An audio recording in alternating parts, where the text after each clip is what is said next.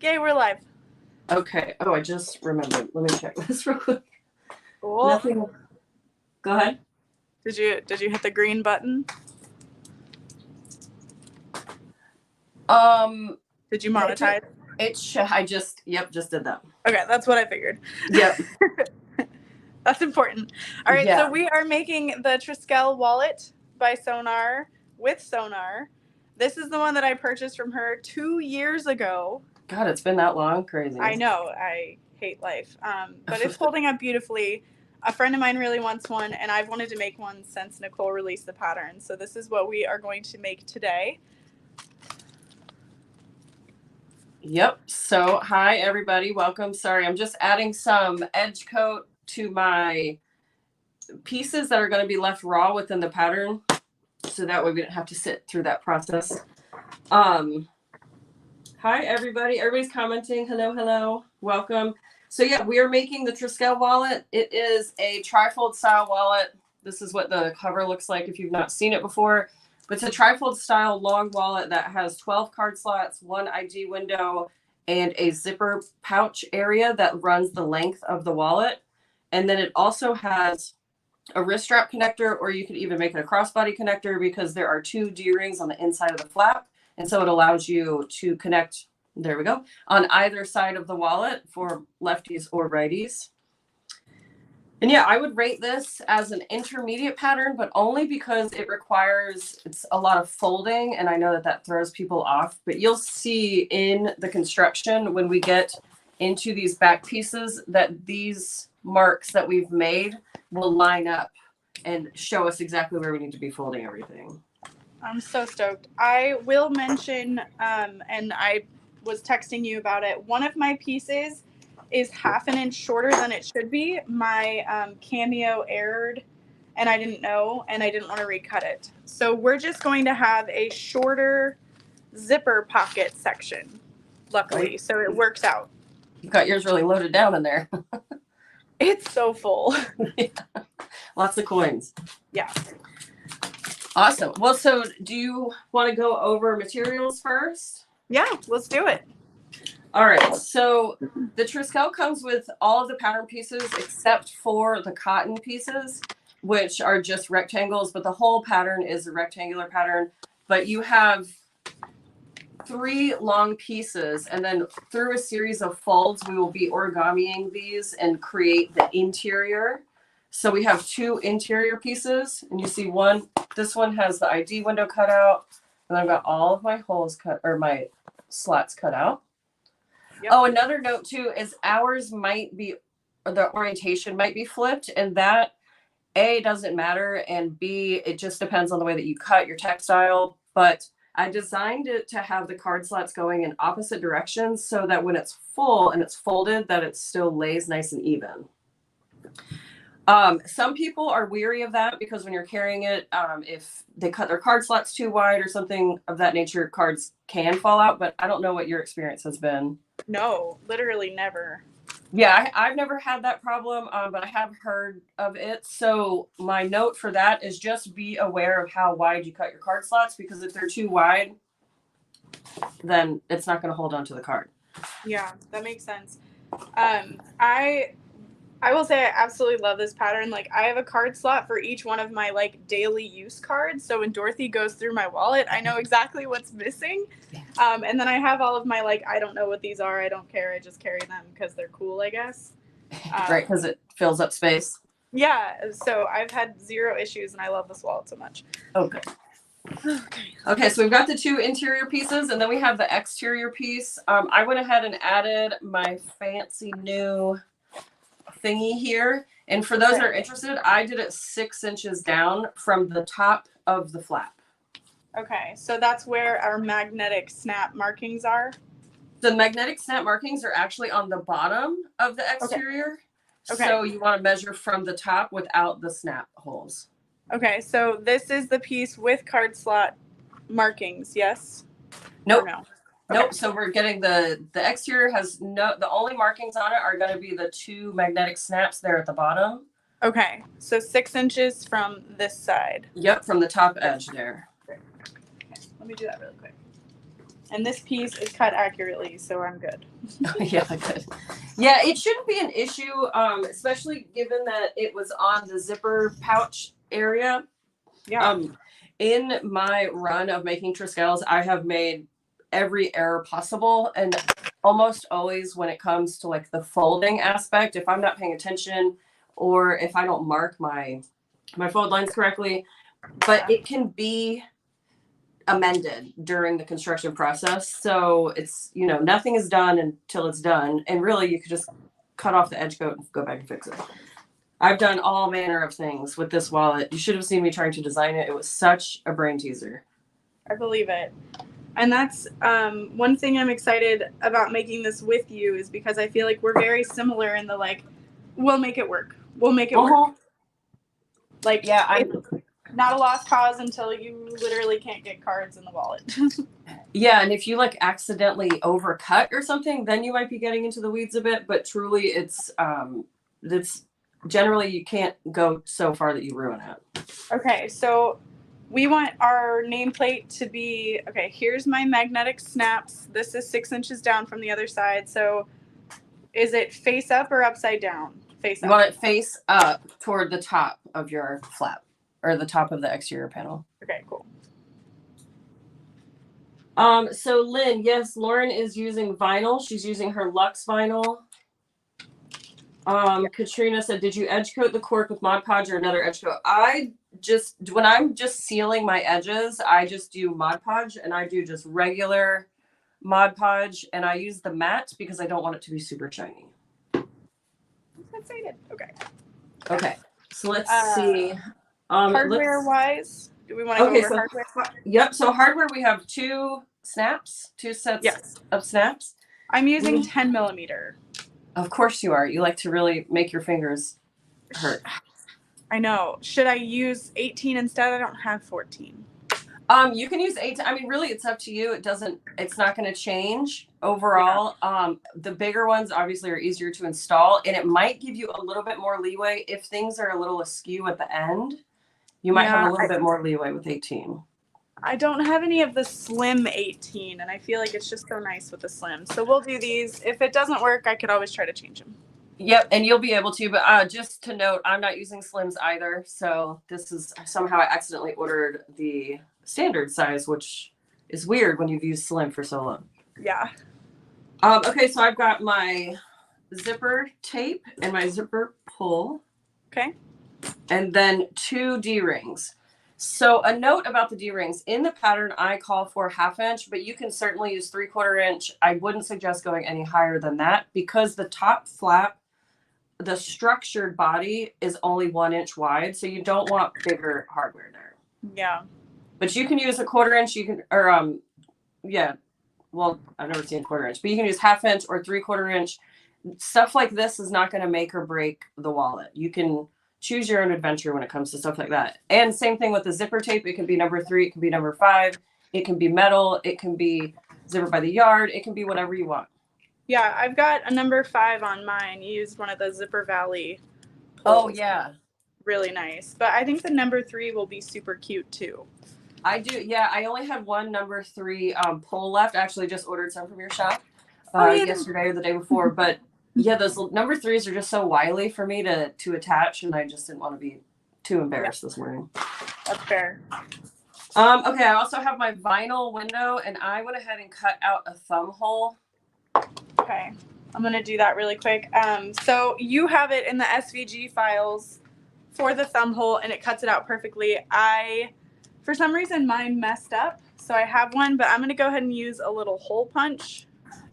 Yep, so that's what I use too. I have a little leather punch that I use for almost all of mine too. Ooh, I like the shape of that one. I don't know if I have that. Yeah, I just bought it. It was like a one-off piece that I've... Oh, that's fun. Yeah, I always think it could be a fun little detail to have some like random shape in there. I cut a heart out of one on a... I don't know that I ever got to use it though, but I thought that was pretty funny. Oh, and you have the like press plates for your thing too. Oh, I dream of those. This is from Snap Tools. Like, it wasn't super expensive. and they like screw off and on to raise and lower the height of the plate. It's kind of cool. Oh. This is my first time using it. Oh, okay, sweet. A day of firsts. I love it. Please bear with me. I don't know, because yeah, that won't fit. So I gotta take something off.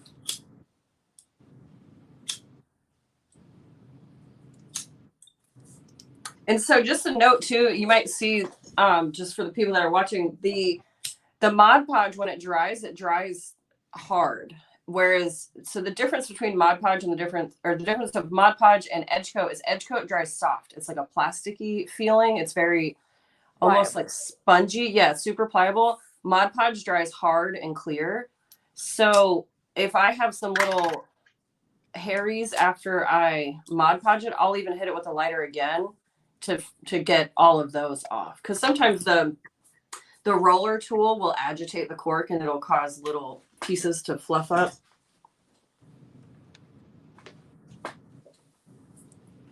I don't know how well this is gonna work.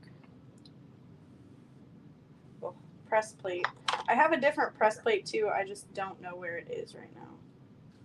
Yeah, who was it that was making them, or her husband or her dad was making them a couple of years ago? Holly, I believe. All right, I think I got it. Maybe not.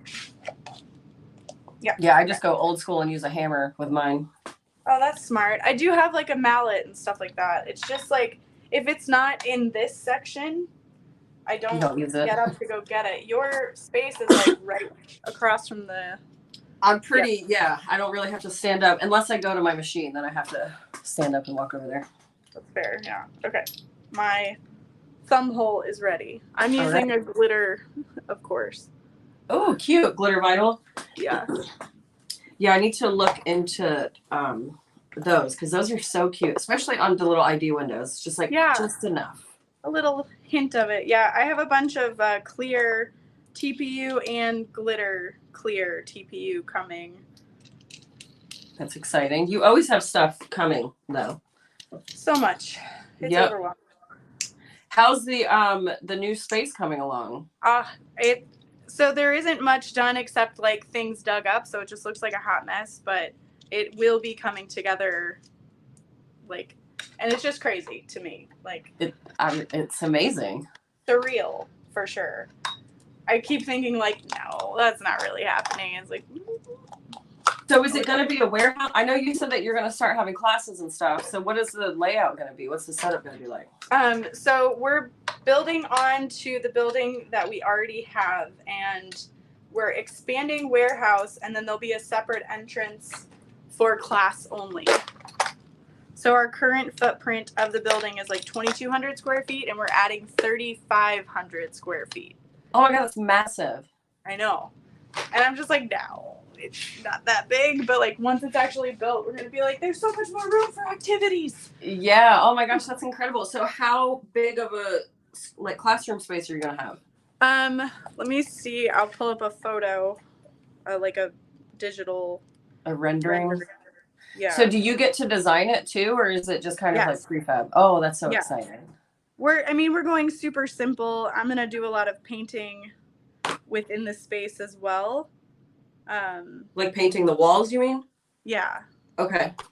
Although I always say I'm going to do that, and then like I never get to. Well, I mean, in the scheme of things. Right. That's a low one. So we have like Kayla actually came up with 2 layouts that the classroom could have, but this is more or less. That's our 16 industrials. Hold on, keep it up. I'm going to look on the computer. It'll be easier. Yeah. Okay, so they'll just be set up all the time. Yes. But of course they're on wheels, so we could wheel them out of the way and do like a domestic class too, anything like that. These are going to be like cutting table on wheels, so we can move anything wherever. A very fluid room. That's so cool. I know, crazy. And then of course there's a bathroom. You know. Well, knew that. So what's your projected open date for all that? They said they'll be done in November. Wow, right before the holidays. All right. Yeah. So maybe we'll try to do a class, but I definitely want to get all kinds of teachers in. Obviously, you have to come and teach a class too. Like, it's not for me to teach in, it's for everybody else to come teach in. You know, I'm tired. Well, that'll be nice to have that in that region of the United States too, because you know a lot of times, especially with So Magical, we do a lot of them in the southern states and down here. So it's nice to have a Midwest hub. Yeah, and we're like 30 minutes from an airport, so it's not far. Doing big things over there. Feels scary. I'm not an adult. Well, sorry to inform you, but I think you are. Okay. Okay, so we have all the hardware done, and then so we need our wrist strap. Okay, and then our fabric. So we have the ID window backing, and then the 2 pocket linings. How important is the pocket lining? Not at all. You could totally leave it off. Okay, that's kind of what I figured. Mine was cut out of vinyl, and I was like, that's going to be way too thick. Yeah. And then I just didn't feel like cutting a fabric, so. No, you're fine. And then we have our card slot material. So I'm using landscape material, of course, and mine are, they're not pieced together yet. So you'll see that I'll end up piecing them while I'm sewing, because I always just cut off the 36-inch side. Makes sense. It's not important. I'm using this like waterproof ribbon, but it does, like, on the long way, it can rip, but I haven't had an issue with card slots. I couldn't find, no, I didn't look for landscape. Okay, yeah, no problem. Really, as long as it's not super thick, it's going to be fine. And then as far as like the ripping and stuff, once it's in there and it's set, I don't think it'll be an issue. Yeah. Okay. Okay, and then lastly, we just have our interfacing or our stiffener. I'm using Craft Tex, so I've got those cut. Oh, here's my other piece. Is Craft Tex a self-adhesive or? It's not, no. So I'll use double stick tape to adhere this. Oh, I just really like Craft Tex because it's so thin but so stiff. It provides a really nice structure to the nice. I'm using the self-adhesive interfacing. It's not super stiff, but I think it'll add enough structure. Yeah, and I don't know, I've never used your vinyl. Is it pretty excuse me, stiff? No, I mean, like, it really does have the same feeling of cork in weight. Okay. Oh, well then, yeah, you'll be fine. And then especially once we get all the folds going and stuff, and then of course when cards are added, then. Yeah, that's kind of what I figured. Yep. Okay. Can't get much stiffer than plastic. She said. I was going to say insert joke here, but. I did it. Okay. So, as a preface to you and everybody else, I write patterns the way that I think people generally sew. So I chunk it down. But when I'm making patterns, I do all of my prep work and then I start going through each section. What makes sense to you? Yes. And so the biggest thing in sewing that I've always hated is straps and things like that. So I always just knock that out because there's nothing worse than getting all the way to the end of a bag or a wallet and then having to make the strap. Yeah. And you're like, I just want to be done. I'm so happy with it. Yeah. Exactly. So let's start with our strap. And we're going to do a tri-fold style. So you're going to fold one long edge in and then encase that long edge to create the tri-fold. I think I'm going to use 1/4 inch double-sided tape for this then. Oh, perfect. I always just use these fancy clips that I got from somebody. Oh, yeah. Yeah, my bobby pins and these clips are what I always do for straps. Unless I'm doing a really long strap, then I'll tape. Do you ever like measure or make any kind of marking line, or do you just eyeball it? I just eyeball it, but if you want to, you can make a mark at 1/2 inch, and then that can be your fold line. That would be the line I fold to? Yep. Okay, yep. I've made these straps like a bajillion times, so to me, I can just whip them up. But yeah, I always just toss a couple clips in there. Yep. Okay, so once you have your strap done, oh wait, you're still going. Go ahead. No, it's fine. It's fine. Go ahead. Take your time. It'll just be like teaching a class where it's going to take me 3 times longer to do it than for you to just do it. Well, that's good. I know the folks at So Magical, they want me to teach a wallet in one of the classes, and I'm apprehensive because people get so nervous about recessed card slots. So this is good. I've never actually like taught or walked through one of these style patterns. Oh, with this many. Yeah, because the Gallivanter doesn't have them. Well, the Gallivanter has 4 recessed card slots, but even that was a challenge. Yeah. But I think when people practice, then it just like kind of clicks. It's like riding a bike or learning how to drive clutch. Like it takes a minute, but then once you figure it out, you're like, oh, okay, of course. Oh, okay, yeah, I got it. Ooh, it's so pretty. Okay, so then you're just gonna top stitch 1/8 of an inch all the way? Yep. And so generally I wouldn't even top stitch yet because I would continue doing all of my prep work. But if you want to do. Well, no, I'll wait. I'm good.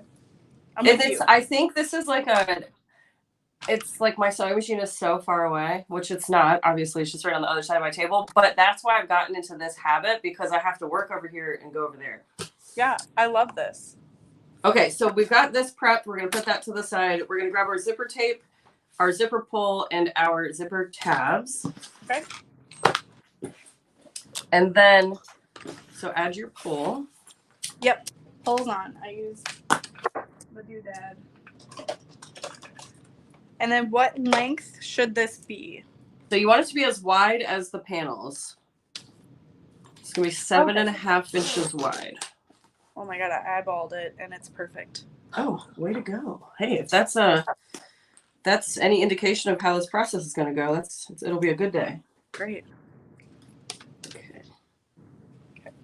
So whenever I was adding, what is it called? Mod Podge, I did just the inside of my snap connectors as well. Or not snap connectors. What are these? Zipper tabs. So I'm being sure to ensure that that's the side that I'm putting toward the inside of the zipper. Okay.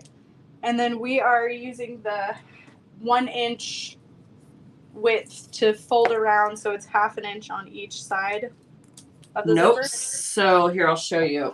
Okay. See, this is like one of those questions. I'm like, oh yeah, just lay this like this. But so what I do is I just lay one raw edge along the zipper and then I complete the size that I need with the other side. So the entire length, including the zipper tabs, is now going to be 7.5 inches.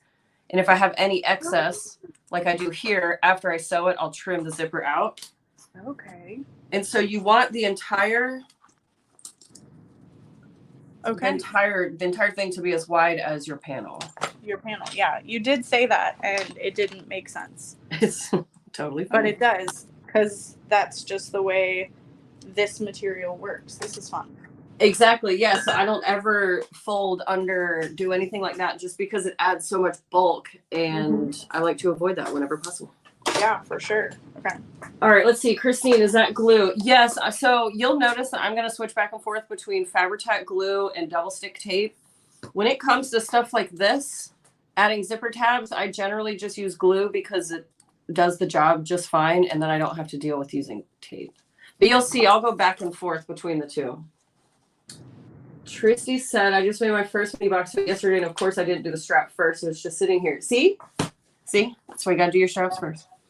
So for the tab, you would put that like literally over the entire length of that 7.5 inch zipper then, essentially. Wait, say that again?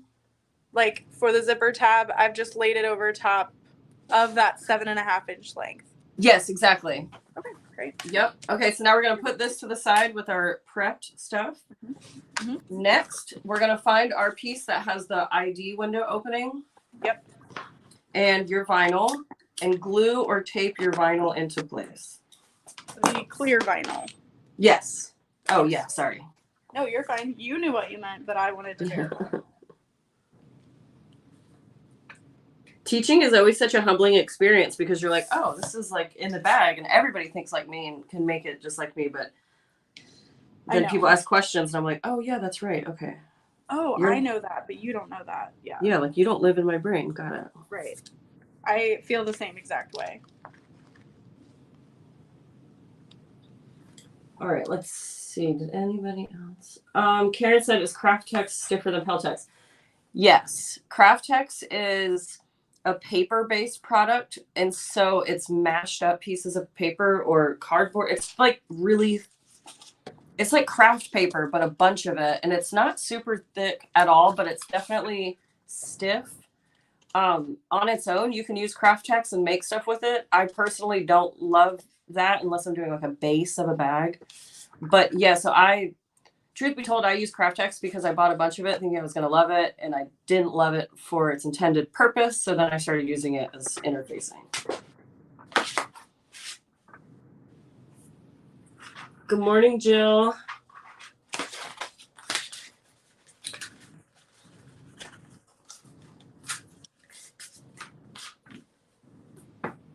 The friend that I'm making this for really loves woven labels, so I think I'm going to add a woven label in front of the ID window. Oh, cute. Yeah, I can never really figure out ways to add them to my wallets, but that's a really good idea. Yeah, like the "you look really pretty today" would be super cute there. Yeah, you're so sweet. Okay, so we're going to take this first round of stuff over and prep all of this. So we have our vinyl ID window, and what we're going to do is just stitch 1/8 all the way around. And you're going to stitch underneath the first cut line. Sorry, So you stitch up. Go ahead. 1/8 around and then right above our 1/8 stitch. Okay. Yep. And that's going to be a dummy stitch because if we don't do that, then it's going to be obvious that we didn't do it. And then you'll also sew across your zipper tabs, and then you'll also stitch around all 4 sides of your wristlet strap.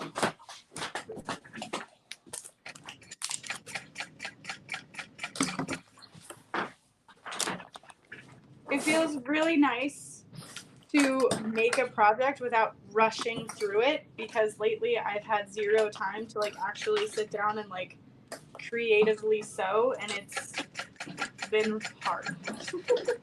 So yeah, I mean, you're a machine.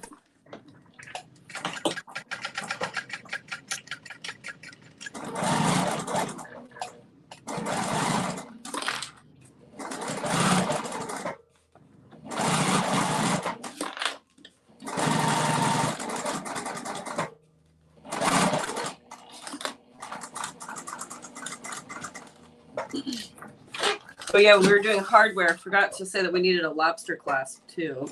Oh yeah. And so this is kind of on the same vein of your hardware. So if you only have like 1-inch hardware or 3/4 inch, just use what you've got. You don't have to go out and source 1/2-inch hardware. Also, I have this terrible cough, so I apologize.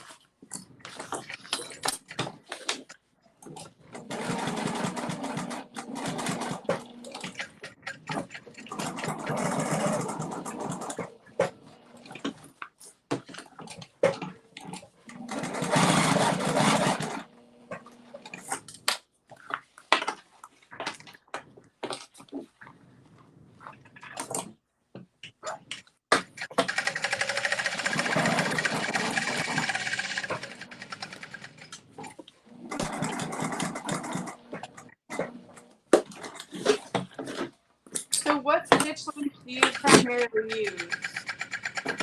So I've been really into the longer stitch lengths recently because I really like seeing the stitches. Mm-hmm. So right now I'm using a size 4, but I was just looking at it. I'm like, oh, it's so tiny compared to what I use. But I think I hover around a 4, 4.5. Perfect. Yeah. Same here. I've got a 4.5 at the moment. I feel like it's like strangely easier to control that bigger stitch length. Yeah. And I'm kind of bad about messing with my stitch length, but sometimes when I get it dialed in perfectly, it will stop at the exact right time, and I don't have to like try to, make it look nicer. Yeah, definitely. And so another thing, I'll be right back. Let me grab this. So if you don't poke holes at the end of your card slots, a lot of times it's hard to tell where you start and stop. And I've noticed on some of mine, I can get a little, lift you up a little bit. So you're not just looking at my double chin. I like that. I know I have my hair all up in a top knot too. My forehead is so big. Anyways, but you can take washi tape and lay it along each side, and then it gives you a visual representation of where to start and stop.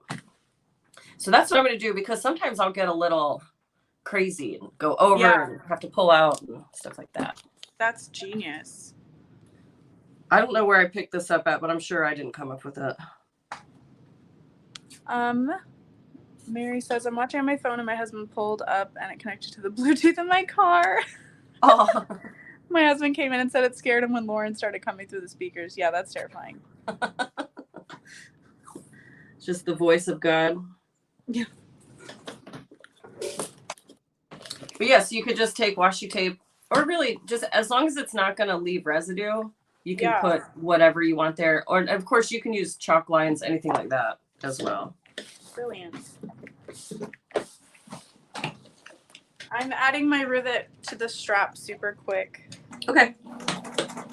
Charlie says, I love how Nicole's brain works in terms of getting a bunch of sewing stuff prepped before sitting down to sew. Agreed, Charlie. I definitely like to, when I'm sewing in batches, I think that's another reason that I do it like this, because I get everything prepped and then I sew it all, and it feels like it takes forever, but then when you're done, you have like 15 completed wallets. Yeah. So it feels worth it. Okay, so I'm going to go ahead and finish my strap too. Okay.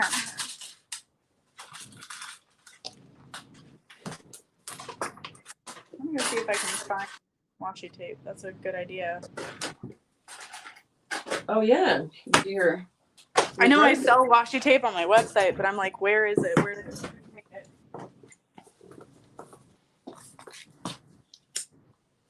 Yes, I guess like having the workshop, do you like leave stuff there? You know, because I assume all of your shipments come there now.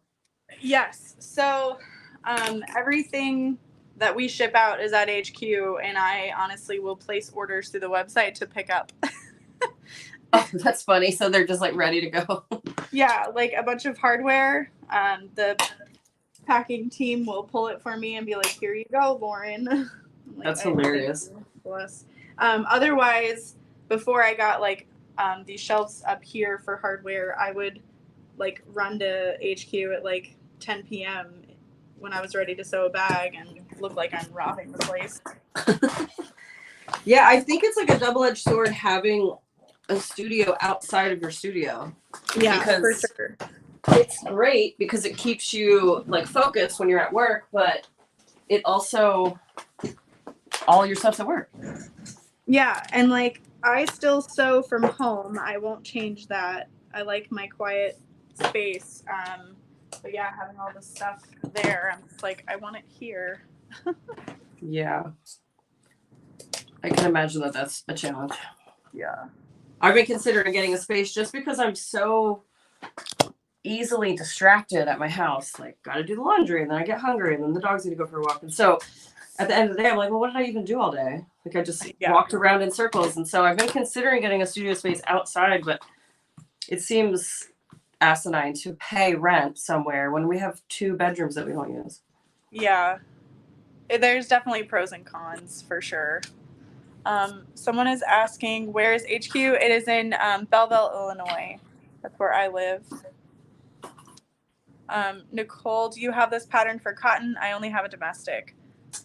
It's not for cotton, and you can certainly make it on a domestic. I'm using a domestic right now. Most of my patterns, especially the wallets, are all going to be for raw edge textiles, so like cork, leather, vinyl, clear vinyl, things like that. Things that do not have to be finished or turned under. Non-fraying textiles.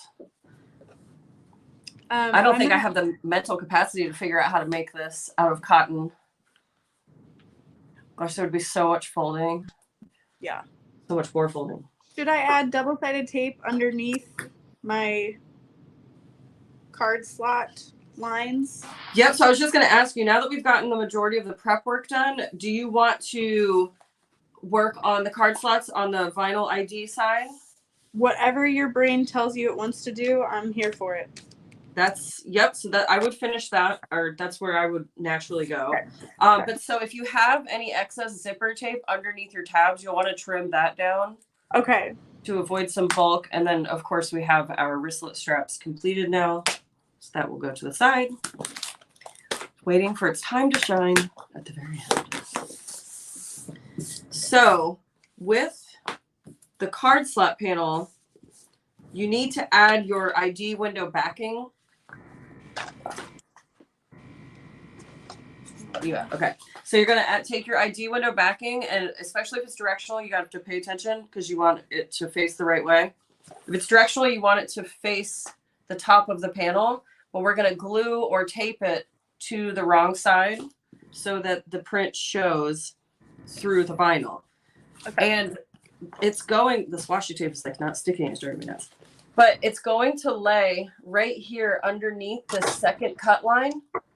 And it's going to go over the first stitch line and then over the vinyl. And that's why we went ahead and stitched that dummy stitch now, because otherwise you wouldn't be able to access it.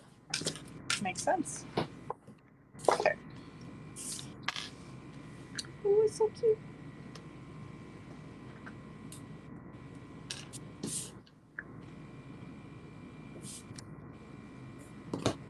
And then with this, I always like to put a healthy amount of glue if I'm using glue, because this will not get stitched into place.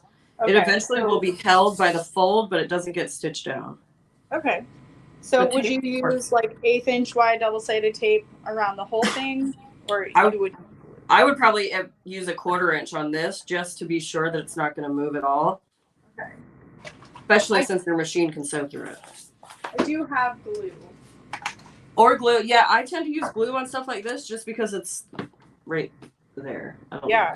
Old habits. I buy Fabri-Tac because you have Fabri-Tac, and then I just never use it. All right, let's see. Someone just asked what thread Nicole is using. I'm using Tech 70 Amon from Waywack. Joy said adding the hole at the beginning and end of the card slot helps when adding multiple cards to the slot. Prevents the sides from ripping. Yeah, it also helps to know where to start and stop the stitch line, which is nice. Okay. But I haven't really had an issue with cork ripping. I feel like that would take some force. But okay.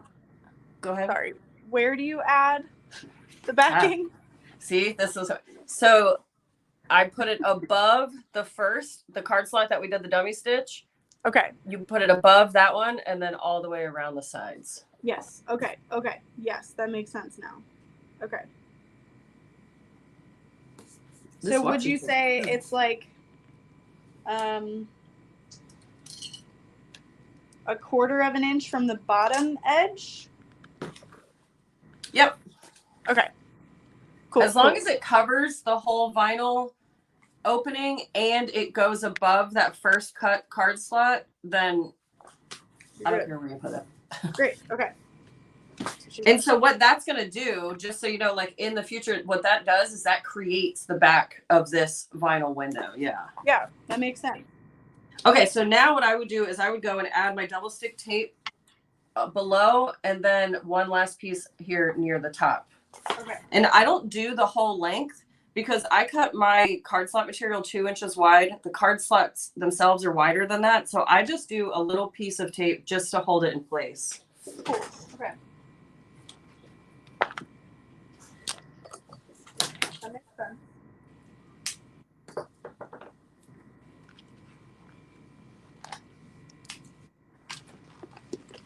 And then we're going to want the shorter card slot piece. You're piecing yours together so it doesn't super matter, but yeah, this would be the shorter side. Okay. And then another thing that I like to do because I am sewing on a domestic is when I'm adding my tape to the very top section, I leave it about 1/8 inch below the cut edge. So like that. So then when I'm doing my final stitching, my construction stitching, I'm not going to be hitting that tape. I know a lot of people's machines get really pissy when you sew over double stick tape. Yeah. Stuff by Julie said, so here's a stupid question. Nicole, do you use a denim needle and longer stitches? I am using a size 18 needle, which technically is the denim needle, yeah. And a size 4 to 4.5, depending on how I'm feeling that day. Liz, no, I'm not using the Optipop. This is just the regular Amon Tech 70 on the yellow cone thing. I do have the Optipop, or however you say it, and that's cool, but I just have one cone of each color, so this is what I have. I would say that this doesn't hold a phone, really. It depends on the phone. So some phones, like you have a Max, it looks like. Yeah. Yeah, so the bigger phones, it's not going to, not in the pockets, but like I have just the mini phone and it holds mine no problem. So that's just depending on your phone. Okay, cool. Okay, so now that we have all of our tape on the back, you're going to grab your shorter piece of landscape or whatever you're using, your backing fabric. And now we're going to start making the card slots. So the pattern comes with a template that you can use. And just a side note, if you were to purchase the acrylic templates, this pattern piece does not come with it because the thickness of acrylic would throw off the layout. So you have to use the paper pattern piece that's included. Otherwise, if you're comfortable with making recessed card slots, you can do this just using a regular credit card, which you'll see me do. So you're going to want to grab either your pattern piece or a card, your backing material, and we'll go over here. Someone asked, what machine do you have? I have the Juki TL 2010Q. And so it's rated as a semi-industrial, but I think probably because it's made out of metal and it has probably a longer life span. But in terms of capacity of being able to sew things, I sewed all of this on my home Janome for years before I got the Juki. And I didn't upgrade to a Juki for any reason specifically. I just was presented with it and it worked out. But I still have my Janome and she still works. All right, so just like the tall wallet or any other time we make a recessed card slot, we're gonna, oh, I lost some of my washi tape. This is the top of the panel, if I refer to, so this top, and then the bottom is gonna be by the ID window. And so I like to lay, I just lost my washi tape all the way. I like to lay my panel face down on my table, and then you're gonna peel off the lowest, so the bottom tape, and then your tail of your fabric is going to be going toward the top. And so you're just going to lay it. Yep. So you're just going to lay it about 1/4 of an inch or so. You just want to cover up that double stick tape or glue if you're using that. And then you want to flip to the front and stitch underneath that second card slot to lock that in. And if you want to, you can, pull through and tie off or whatever. All right, we are underneath the second card slot. Yep. I know this is where some people are like, I don't understand what's happening. Yep.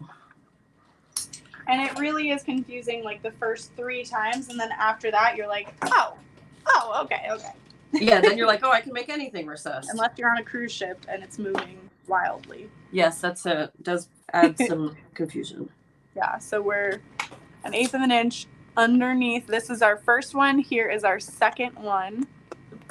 And now we can fold that down.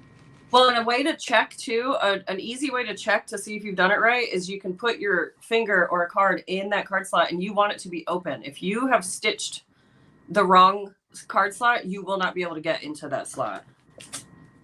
So that's just another checks and balances that you can do. Oh my gosh, this washi tape is really not the greatest. All right, so then when you flip it, you've got it wrong side up. You're gonna pull your card slot toward the bottom. And then this is where you would take your template piece and use it, or your card. And I assume, I can see you're working, so I assume you know what you're doing over there with this. But, I mean, it never hurts to say it. I'm using a little template tool that has a dotted line. Is that the Carolina Little Stitches one? Yeah. I've got one on the way. I'm waiting for it. So cute. So then we will leave that folded up and top stitch underneath the third line. Yep, exactly. Yeah. Okay. And then so on and so forth. Until you get to the last one. We don't stitch the last one, but we'll cross that bridge when we get there.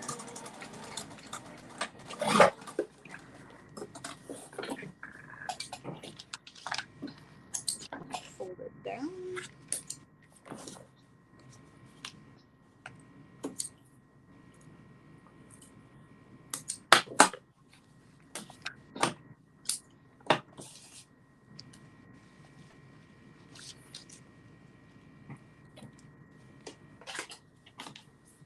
Then another thing to keep in mind is when you're folding these slots along the back, you want to make sure that you're pulling your card slot material taut. So that way there isn't a lot of like gapping when it's all done. Otherwise your cards are going to slip all the way through and you're not going to be able to reach them.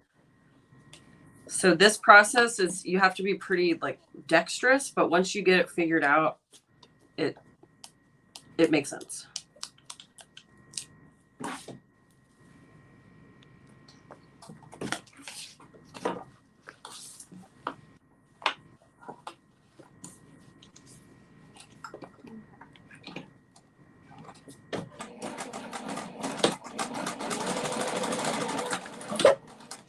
So CJ's in Japan right now?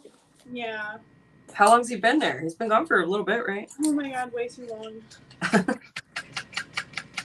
He left I think Wednesday, June 6th or something. Oh my gosh, really? It's been that long? It's been that long. I don't even remember what he looks like anymore. You're divorced now? Yeah, I don't know. Just kidding, guys. That was a joke. She's not divorced. My husband's moved on. What is he doing in Japan? So he, I had a bunch of airline miles, and so, a year ago, I was like, dude, that's enough to, go to Japan. You should do it. He always watches YouTube videos on Japan, and, he's loved it forever and ever. So he and his mom went on a trip, and I'm kind of just hoping he finds, some happiness. Not that he's unhappy, but just, he doesn't seem like himself lately. You know how that goes. Yeah.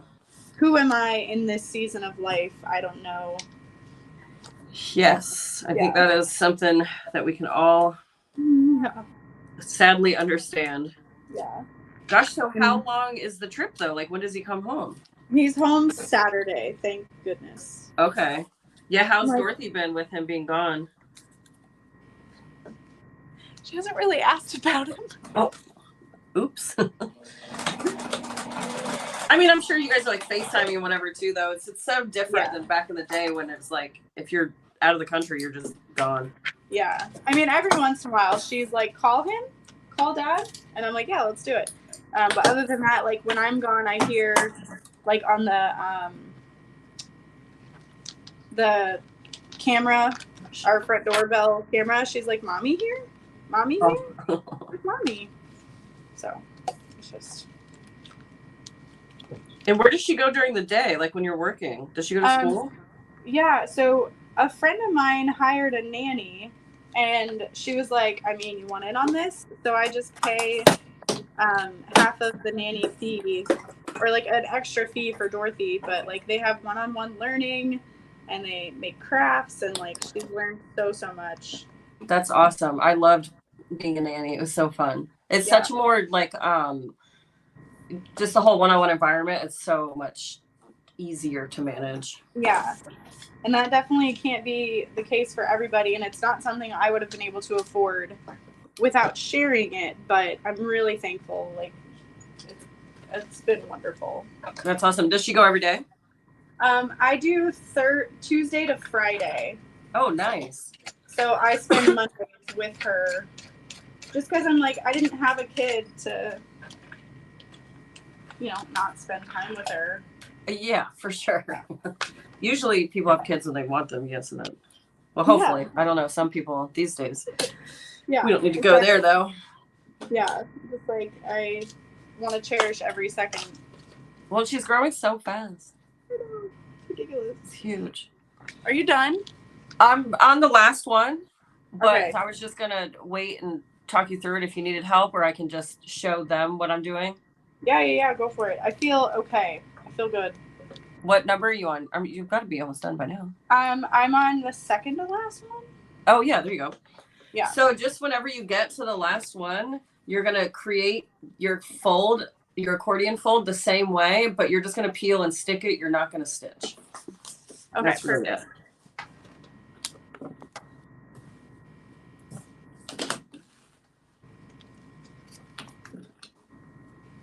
And then you're gonna have some excess, and you'll just trim that off. Cool. Yeah, I was tying my thread, not tying my threads back, but I was pulling them to the back. Not me. I'm not gonna tie it. I'm just gonna pull it. Okay. Yeah. Okay. So just as a note, and I want to confirm as well, when you're top stitching underneath the line, you want to see your landscape fabric to the right, essentially. You want to see it face up, because if it's not, then you're doing something wrong. I don't know that I understand the question. Like, so I'm about to top stitch underneath that line, and here's my fabric, the tail. Yes, it's going to be hanging out at the top. Yep. Yes. Okay. Yeah, whenever you're stitching, it should be hanging out at the top. Okay. I just figured something like that could help someone like visualize, okay, I'm doing it right because I see this fabric and I'm going underneath the exactly. Yeah, so whenever you're physically sewing the card slots, it should be coming out of the top, and when you're folding the card slots, it'll go toward the bottom. Okay. Let's see. So while you're still doing that, I will. Rebecca said Wayback is my favorite vendor. Well, besides MoreMeKnow, of course. Wayback is good. I like to get my interfacings and stuff from them too, because they just ship so quick. Yeah. I will say their hardware though, I mean, their hardware is good, but it's different than what we normally use. Like the sizing is a bit different, and it's like their D-rings are really tall as opposed to being, equidistant. Yeah. So there is some stuff from Wayback that I think they're still figuring out, but their customer service though, on point. For sure. Gail said, where'd you get your certified vegan signs? Did you see that in here?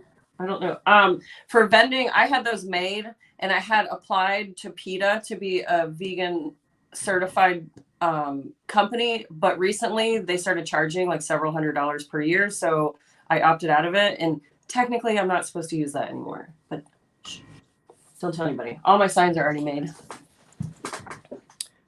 Perfect. Yeah. So would you do anything to hold these down ever, or it doesn't? Yep. So what I like to do is at the end, like when we get to here, I will take some double stick tape and I'll lay it right across the center line, all the way down to the ID window, just to lock that in place as well. And then this also helps adhere when we fold, because we're about to make our first fold. What? And this pattern seems super in depth and involved, and it is, but this is just like the tall wallet. Once you figure out and you're comfortable with making the slots, you can make these so fast. I was gonna say, like we had mentioned before we went live, like it's an overwhelming pattern to look at it in the grand scheme of things, but like you take these little bites and it's so much easier. Yeah, and just once you get comfortable with it and get your feet under you, I can make several in a day. But okay, so now that we have that folded, or we have that ready to go, so this panel you're just going to fold in half, and I like to finger press really well, but the lines on this panel actually equal up to where it's folded in half, and so I just finger press and get a nice edge, and then I'll go back and peel off my double stick tape and actually stick it down. So it's like this?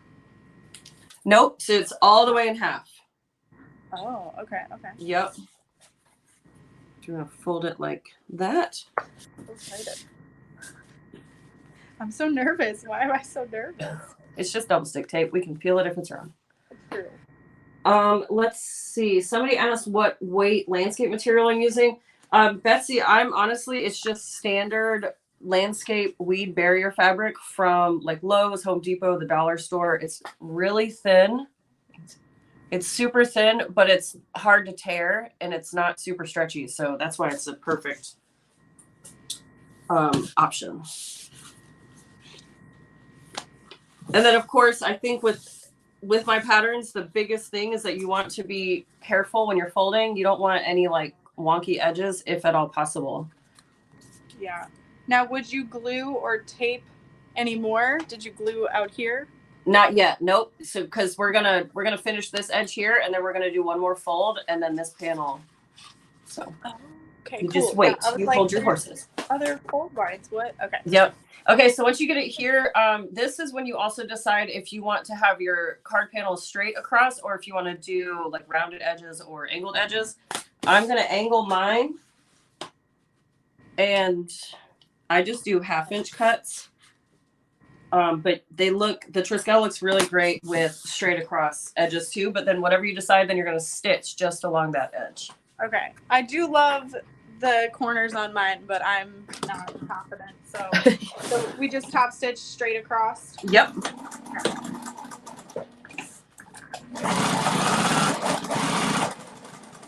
Do you go edge to edge, or do you leave like 1/8 of an inch? I go edge to edge.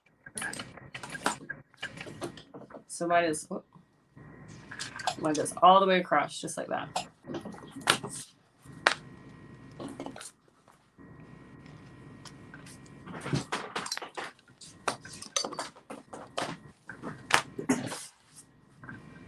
Super. Okay, so now what I like to do to create this last fold and get it in place. So first I'm going to finger press everything, and then you'll see I'll go back and add tape so that it actually stays put. But so put your panel so the ID window is down, but the folded edge is facing you. Mm-hmm. And now you're going to flip up the top layer, and you see the fold marks.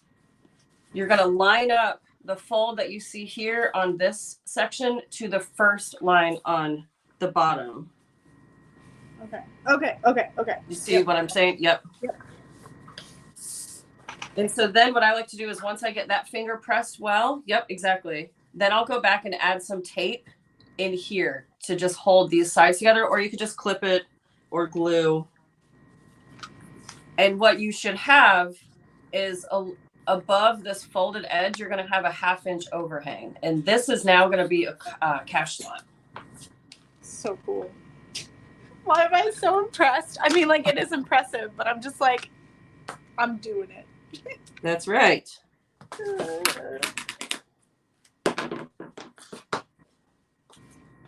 I'm sure you have these days, but like lately I'm like, I can't do anything. And so I'm just really excited to be like, I'm doing it. Yeah, especially recently because I've really stopped vending a whole lot. So I feel a little aimless these days. I feel that, yeah. Yeah, and it's like I'm making videos is cool, but it's so much work. I know we've talked about this before. So this is more fun. It's more interactive, and then we're actually, we're kind of checking all the boxes. I agree. And like, you never know who's going to watch a tutorial or who you're actually helping. And like, you're literally helping me right now. I know. And it's fun. And it keeps me engaged too. Because otherwise I'll just kind of bump around. Like I was saying earlier, I'll just like walk around. Like, what do I even want to do? And I have a big show coming up in Asheville, and I like really need to get motivated. But usually I'll like the week before, I'll stay up until 2, 3, 4 in the morning, sewing, and then get it done. But until then, I'm like, I guess I'll watch movies. Why not? Okay, so this is now a completed side. Yay. Yep. So, and what this is going to become is this part right here is going to become the zipper pouch, and this part is going to be the cash slot. Okay, so because my other piece is 1/2 inch shorter, should I cut 1/2 inch off now, or I'll wait? I would cut it off now so you don't forget. Otherwise, you're going to have a super wonky zipper. Okay. I'm going to measure it, but I'm not going to cut it just yet. Okay. I'm just going to mark it. Christine says, I'm learning that all patterns look complicated. Just trust the process. Yes, that's true. I'm the same way with new patterns too, because I just scan patterns. And then I'm like, well, why am I in this predicament? Why aren't my pieces matching? I just made a Phoebe backpack the other day, and I love it. Oh my gosh, it came out so good. But I had even made one not too long ago, and I was like, why are my pieces not matching up? Like, what is going on? But I powered through, and now I really think that I could like start pushing Whip these it. out. So I want to make a Phoebe really bad, but I want to make it into a sling. Like I want to narrow it a little bit and add like sling connectors. I think it'd be so good. That would be good. And so the only thing that I would suggest is I did binding on this one, whereas the first one I did normal, and that's what was the really big mind bender of it all. My only suggestion would be to add some sort of addition to the zipper, the front of the zipper gusset, because the binding is right there. But it makes a nice, cool, rounded shape. But binding it, oh my God, this bag came together so much quicker. Yeah. And you don't need all these extra pockets if you bind it. But I know a lot of people like having the pockets. But and that's the Phoebe backpack from Sincerely Jen Patterns. yes. This is such a classy looking bag. I love it so much. And now that I've made it a second time and I binded it and I used fold over elastic this time, game changer. I love it. Okay, so we can put this to the side because we're going to complete our other panel and then we will make the zipper pocket. Okay. Are we just doing card slots again? Yep, so we're going to do the same thing on the other side, starting at the bottom, working all the way up. Sweet. I also wanted to add a little tag to the zipper zipper pouch. I have this tag from Heartwood and Hyde that says, "Look at this stuff, isn't it neat?" Oh, that's from her Friday, her what's it called? Her Tag Fridays or Fresh Tag Friday, I think. Yeah, there you go. I knew there's alliteration. So since I want it to be like that, I would add it here, right?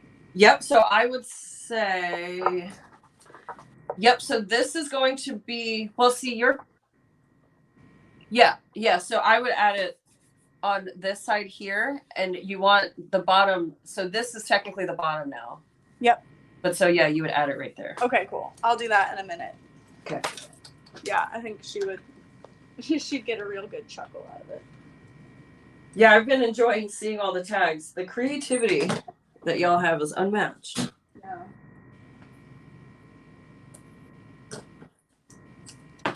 But you know how exhausting it can be to like always be creative. Yes, and that's why you don't see me doing it.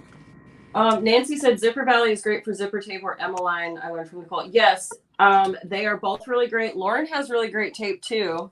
Yeah, and we have a secret sale going on right now too because we have so much zipper tape we need to get rid of. So if you check out and you notice there's a sale, it's because of the sale. Well, it's not a secret anymore. I know, that's why I was hoping to announce it because we need to get rid of zipper tape. Let's see. Asheville show July 8th and 9th, Brenda, and at the Asheville Civic Center, what used to be called the Civic Center, it's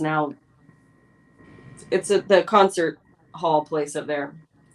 Christine, we're making the bag is the Phoebe backpack, but we're making the Triskele. I'm not sure which pattern you're talking about. And then Liz said, I recently made 10 Phoebe backpacks for a customer. Yeah, Liz, you're a wild woman. And then she made 5 into a sling. That's amazing. Excuse me. Nancy, Lauren's business is called MoreMeKnow, and you can find her stuff at MoreMeKnow.com. Yeah. Lots and lots of good goodies. We do have a pickup option if you're local. We have lockers outside the building so that you can come anytime. Because we're not really open for shopping at the time. Like, not necessarily ever, but currently no. But yeah, there's lockers you can pick up from. And if you would like to come and shop in person, you just have to email us and we'll work out a time for that. But yeah, anyway, sorry. Lockers, huh? You guys are like Walmart with Amazon lockers now. Pretty much. A friend of mine's husband's work was going out of business and they had a bunch of lockers. And they were like, do you want this? I was like, yeah, that would be amazing to have like pickup orders in. Yeah, that's a really good idea. So how do they get into them? They're just open. Like they're not. Oh, okay. Yeah. But we do have security cameras. So that and like the building really isn't out in the open. Like it's in an office building. area, like with doctor's offices and stuff. So there's not a lot going on down there. Do you get like the other business owners coming over? Like, what do you guys do over here? When we first moved in, like 2 years ago now, kind of, but no, not really. And I'm okay with that. Yeah. Like you stay on your side of the street. A little bit, yeah. And we're like at the very end of the circle, so again, there's really no reason for anybody to come over.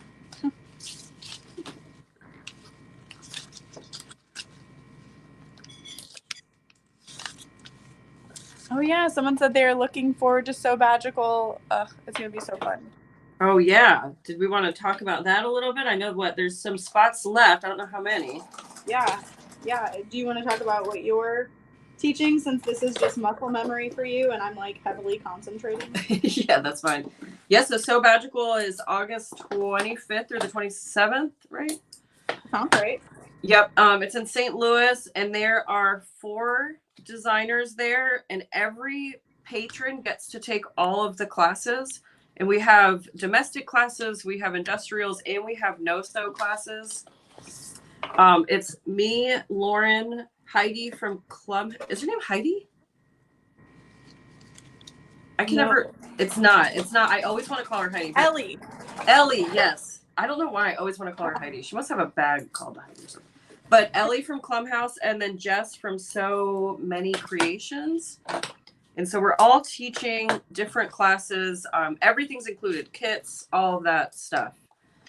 And you just pay for your room and like some food. yes.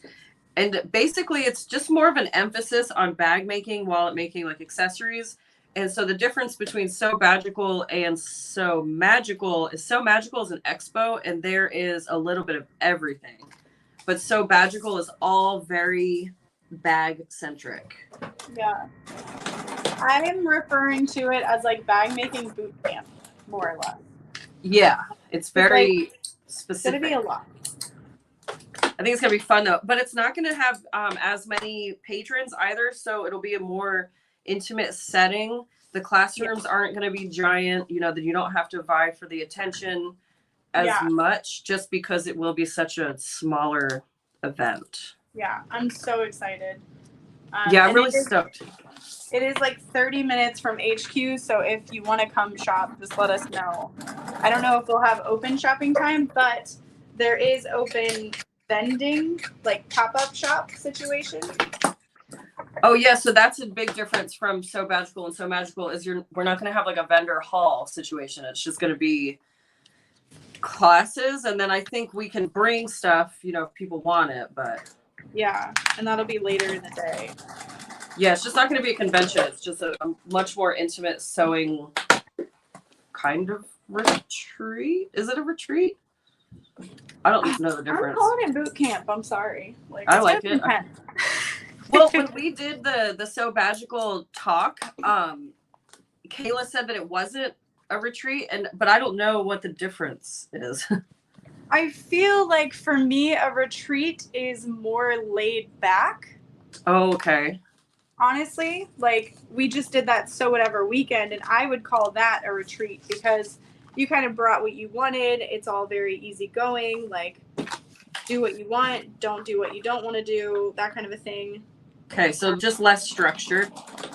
Yeah, I would think personally, not an expert of the word, but it's gonna be intense. In the best way. Yeah, I feel like I'm making it sound scary, but maybe no, you're like, there will be serial killers there. I mean, it is St. Louis. I'm kidding. It's safe. I've never been there either, so I'm really stoked to check out the city and hang out for a bit. Yeah, and like it's not far from the Arch and stuff like that. So.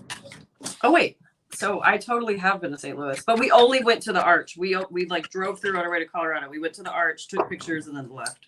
Yeah. Okay. Yeah. I was like, no, I'm pretty sure you went to St. Louis, but I didn't want to call you out. So. Yeah. Well, my memory is not the greatest. I feel that. Just like, was that this year or was that 5 lifetimes ago? I don't remember anymore. Am I alive? What's happening? I think so. All right, while you're finishing up, I'm going to go to the bathroom real quick. Okay. Drink too much water. Did she really finish those card slots that fast? Jesus.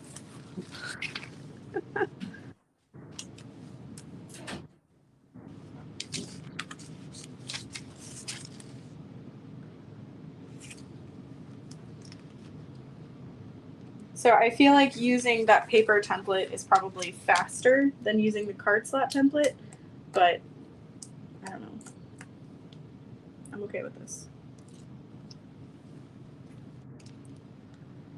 How thick is the cork and the vinyl? I believe the cork is probably like 0.5 to 0.8 thick. I know this vinyl is 0.8 thick. So it's a really great weight for domestic machines. And this is the mid-weight Lux vinyl. We don't have any in stock right now, but we have tons on the way on my website.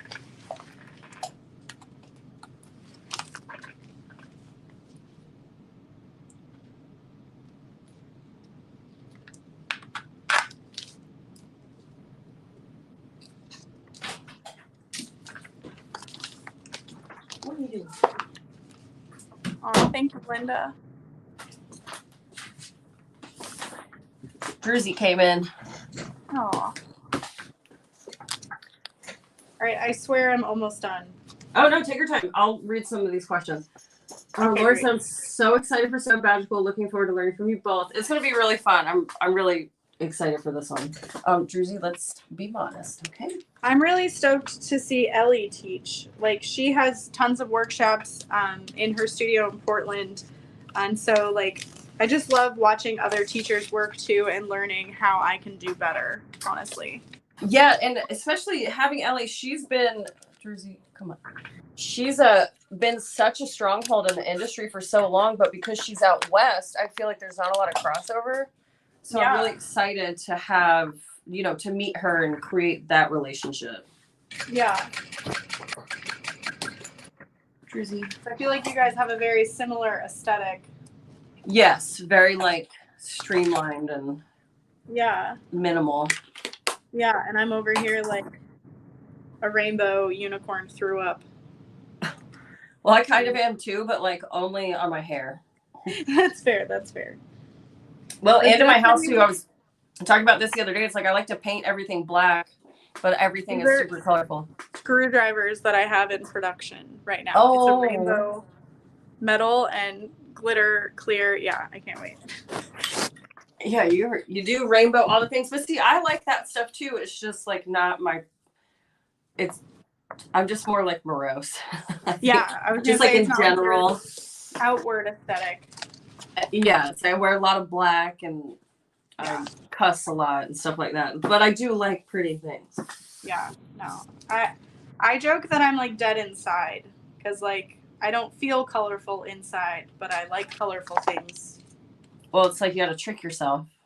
Yeah, pretty much. Yeah. You're like, no, see, you like this stuff.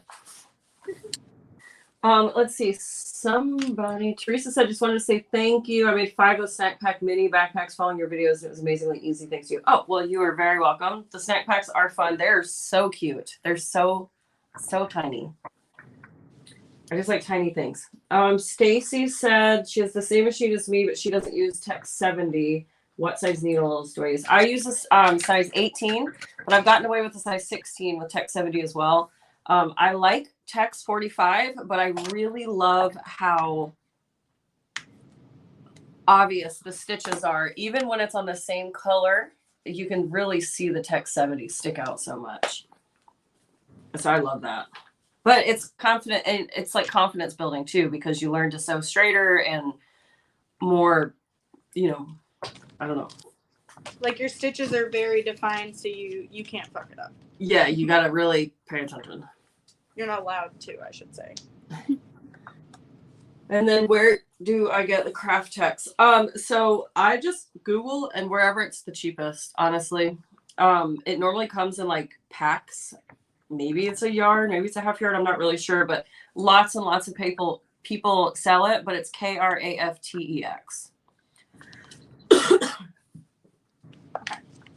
Oh, yep. There you go. Karen just pulled up with a spelling. 3, 4, 5, 6. Is that 7 card slots? Am I?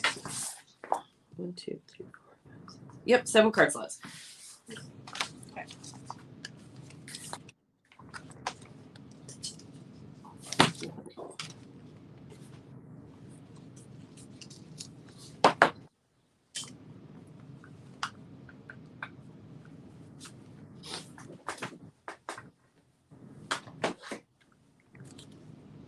Okay. You're doing your, yep, perfect. Okay. Yep, so add your double stick tape, and then what you're going to do is with the card slots closer to you on the panel, you're going to lift up and fold until you meet up with the second. So here's the top, and you have the first card line, or the first mark, second mark. You're going to line up the bottom of your panel on that second mark. And finger press. Got it? And so this is where things can get squirrely if you didn't mark correctly. But actually, before you tape, let me see yours, because I just remembered this is the side that yours was a ½ inch short. Yeah, and like it's a little bit wonky, I think. Let me see. So it's 17 on this side. And 17¼ on the other side. So maybe I'll take it to my cutting table and like square up this. Yes. Yeah. Just pull it to 17. Okay. Okay. Let me do that.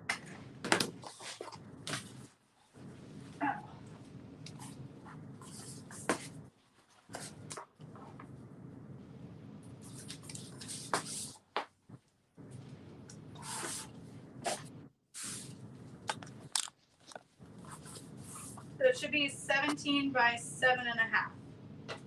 Yes, yours. Yes. Because it, yeah. And then, so I think what we're going to do for yours to make sure that everything lays correctly is whenever you're folding up to that second line, you probably need to measure a ½ inch below that second line to create your new fold line. Okay.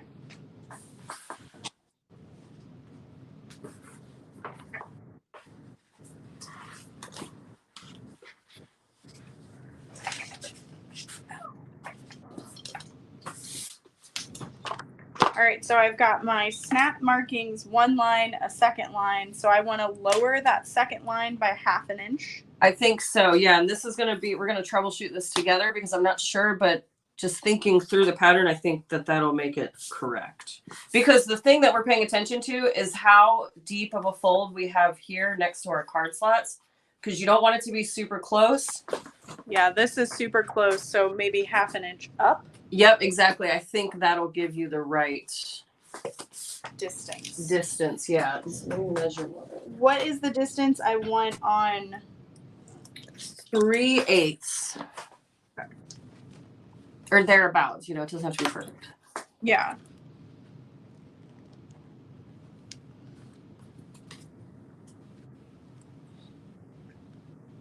Okay, so it was like I needed 1/4 inch on in. Not the ½ inch. Okay. And that makes it 3/8. Perfect. And then we'll just stitch across there like we did before. Okay. My card slots are a little crooked, but they'll still work. Yeah, and I think if you like wanted to, yeah, it sounds like maybe, whoa, crooked like this camera. Drizzy, don't drink my water. It sounds like the vinyl shifted when it was being cut. That or the cut mat did. Yeah. Yeah, I'm always weary about cutting if I'm not like really paying attention to it because mine shift a lot. Yeah. And I use the Pro, so it's this 24-inch cut mat by 24. So anything could have happened. Wow, 24 by 24? Yeah, that's huge. Yeah, and that's why I wanted it. Like, I could cut out a full bag. But pros and cons to everything. Yep. And those cutting machines, they're really great, but you really have to spend a lot of time learning how to use them. Look, like my scan and cut, I don't even use I don't use the scan feature. Right. All right, Jersey honey, I love you, but you got to go. Here, give me a hug. Okay, whoa.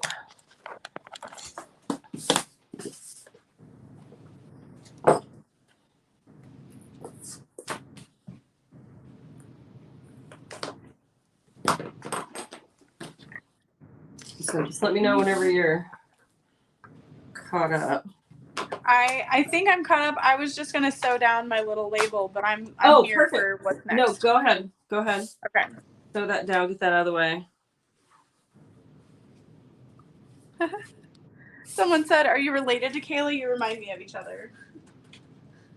No. Who? You. Me? Kayla. Oh, it's probably just the green hair. I was just gonna say that. Linda said SewGnar checked way back for Tech 70. Is it poly or nylon? It is. You're asking me questions I don't know.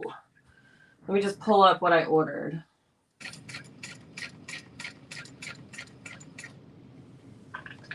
Saya Swag has really great thread too. Yeah. Hers are really nice. Okay, that's nylon bonded thread Tech 70 is what I got. She will be a vendor at Tennessee as well. Oh, is she? Yeah.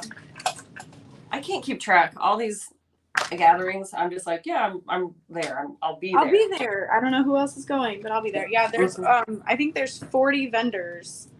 Wow. Is the most she's ever had. Gosh, even more than Florida? Yeah. Wow, and Florida was big. Yeah. Crazy. Okay. Crazy. Okay, so now this is what your panel should look like. I just added some tape. Act like you don't see that. But what we're going to do is angle you down. So I lay my card slots face down. Okay. And then you're going to pick up the back again. And you're going to fold and line up these lines to the first line here. So, okay. So this is the bottom here. Sorry if this is getting confusing. But so from the bottom, you have 1 and 2, and these are your marks that are really close together. Yep. So you're going to take the mark that whenever you lift up, you're going to expose marks on this folded section here. You see these marks right here? And you're going to lay them on that second fold. Sorry, that just got super convoluted. But this is what it's going to look like from the back. So you're going to have 1 mark showing, and then you're going to line up on that second mark there. Let me look on the computer. Show me again. Okay. Yep. 1 mark there, and then that's my second mark. Yes. Okay. And so then that's where you're going to create your crease, your finger press, and then we'll double stick tape it into place or clip it, glue it. And so what that fold just did was created the second cash slot. Okay. So how deep should that be? Like just as a foolproof check. What did I do? Mine's 3.5. So I have 3. So this Okay. is where things might get a little squirrely too because of that half-inch differentiation. Okay. So we'll say, so here's do you have your, the notes like zipper, flap? Do you have any of that written? No, but I have the pattern pieces in front of me. Okay. So before it's taped and it's looking like this. Yes. And we've just got the card slots. So this long section is actually the top. This long section is actually what will be at the top. And then this little short section is the bottom. So you want there to be 3.5 on mine. So it'd probably be 3 on yours because of that half-inch. Okay. I have 3.5. Now that I've made this 3 inches. Now you have 3.5. Now I have 3.5. Okay, so just to double check though, you're gonna want to measure your other panel and make sure that you also have 3.5 there. 3.5 on the zipper. Yep, on what Okay. would be the zipper side. I do. Okay, perfect. So now that means that your zipper is gonna be not wonky. My Great. phone just told me that it's getting low. Let me grab a charger real quick. Okay. So I have all of my like threads dangling loose. I'm probably gonna want to cut out liner for the zipper pocket. Yeah. I mean, you can tuck your threads into the inside of the panel, and Yeah. then they won't be able to be seen. Or you can add a liner. Okay. I'm gonna go cut out a liner super quick. Okay. It'll take 2 seconds. Just because that's not cute.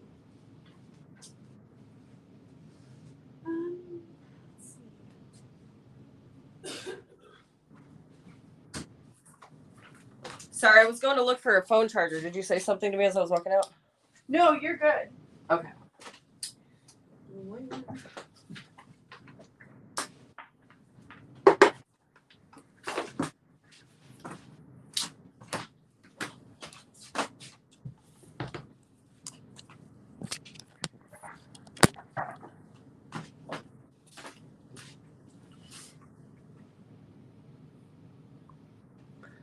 All right, so we've got a couple comments.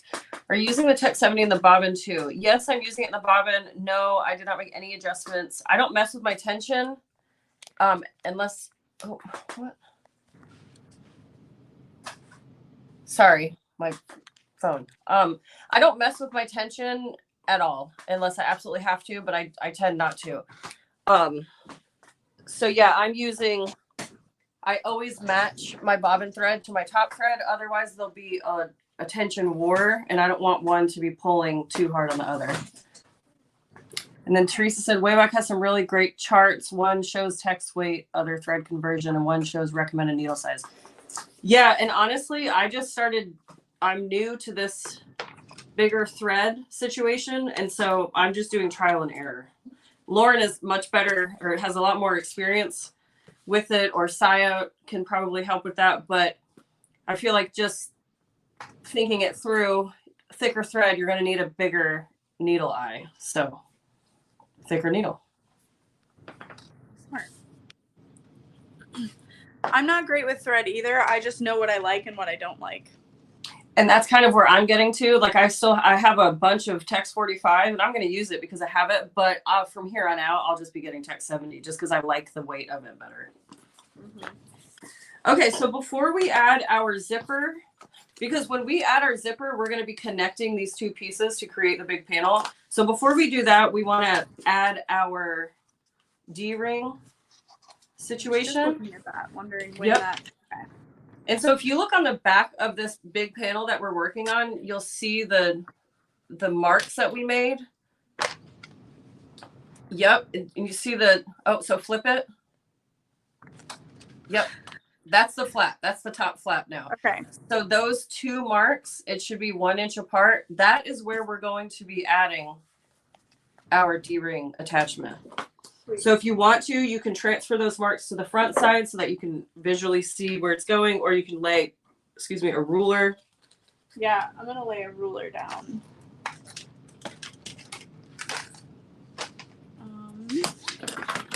And that's 3 inches? That is 3.25 to that first one. And then, so this is where if you use 1/2 inch or 3/4 inch, this is where just having these measurements or having rulers laid out will become helpful because you just want to center this within those two marks. And so, yeah, you're just going to center it. Did I freeze? Okay, there we go. Are we folding the short raw edges into the center? Or are we folding them under by a certain inchage? I'm sure that there's a measurement in the pattern, but what I like to do is just put them on and I'll fold one edge and tape or glue it into place. And then I lay it on my panel and I see how much more I need to fold it on the other side. I love it. So what do we want the finished size to be? I generally like my D-rings to lay about 1/8 of an inch to the inside. So when you're looking at it, you've got the the circular part, the angled part. Some of my fingers are so fat, but an 1/8 of an inch on both sides. Okay. I might make mine a tiny bit. My D-rings are a little thick. Yeah, and see, that's why I'm like, it doesn't, you just gotta eyeball it. Yeah, just go with it. Okay. Ooh. And so this will get laid down at that 3 1/4. Well, you're gonna center it between the two marks. So it's not necessarily gonna lay right at that 3.25.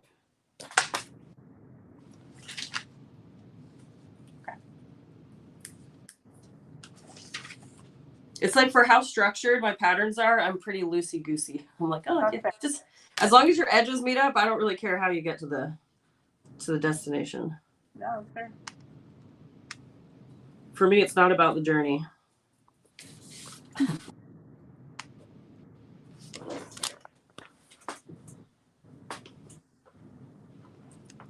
So right now, my D-ring connector is about 1/2 inch from the edge of my card slots. Does that seem accurate? Yeah, and what size D-rings are you using? 1/2 inch. Yes, because I'm probably about 5/16, but I'm. Yes. Now, are you in between your two marks? Yeah. Yep. So if you're in between there, that's all that matters. Okay, great. So something that is not in the pattern that I just started doing recently, because it just dawned on me that I could do this, is I take a piece of the stabilizer, the 0.75 width, and I put it along the back. Okay. In between those marks. And then when we're stitching this down, we're going to be stitching that into place. Through the stabilizer. Great. I love that. And then it makes it like super duper stable. Sturdy. Yeah. That would also be a really cute place for a woven label underneath that D-ring connector. Just saying. Yeah, I think that would be a good spot. The only thing is that that's where the top fold will be. Oh, true. So you don't want anything too. Which I don't think that a woven label would really like get in the way of it, but it might crease the label over time. Yeah, that makes sense. Susan said, I have the same machine as you, and I bought extra bobbin cases. I adjusted the tension on one. Oh, that's smart. I just kind of go for it with everything. I heard with Tech 70 you can't use thread cutter. I do not suggest it. Your machine will tell you immediately it does not like it. Stacy said, my 2010 doesn't like the thicker thread in both top and bobbin. I ran into issues, trial and error. That's interesting, Stacy. When I was first starting to use it, there was definitely a big learning curve, but I think that's why I go with the thicker needle and then the longer stitch length, and I don't use my thread cutter. And I found that combo to work on my particular machine, but one thing I've learned about this Juki is that it's sensitive.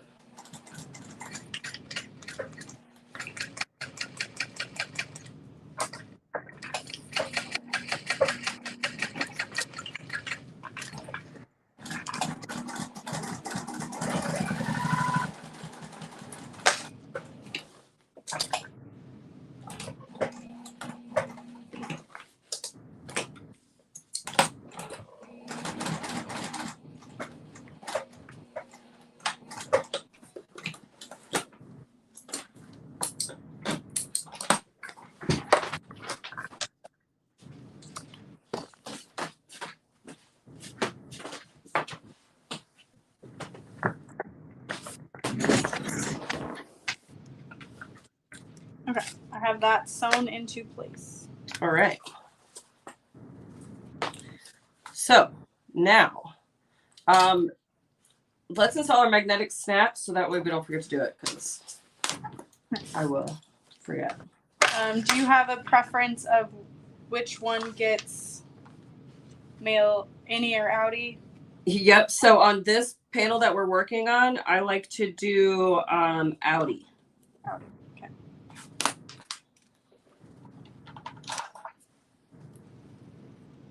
Because again, so this piece here is the top inside flap. Okay. Yeah.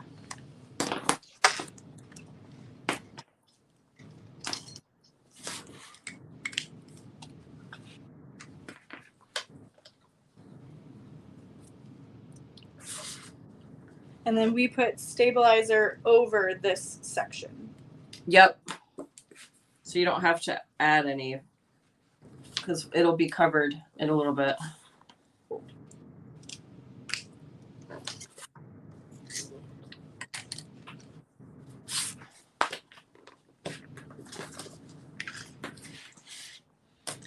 And then while I've got my snaps out, I'm going to go ahead and add it to my exterior as well.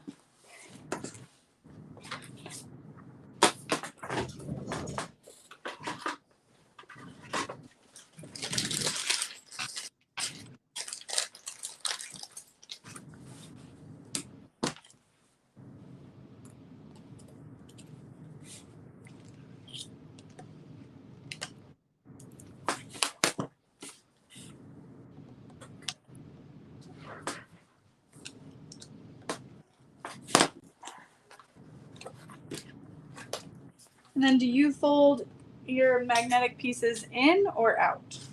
I fold out so that way they lay flatter. I know that can be a contentious debate. I'm always so curious. I do it both ways. It just depends on what I feel like doing. Yeah, if it's a piece that you're not going to really feel the back, I'll sometimes fold them in on each other, but most of the time I'm putting them on like snap tabs or anything like that, and it's really thin. There's only one layer of cork along the back, so it leaves a huge hump. Oh, yeah, yeah. So I like to do them facing out just because it makes it much flatter. Okay, so now we are to the zipper pouch construction. Yay. We are cruising right along. Oh, wait, you installed your other pieces. Yep, I went ahead and installed them on the exterior if you want to go ahead and do that. I'm going to close my door because I can hear the dogs getting riled up for some reason.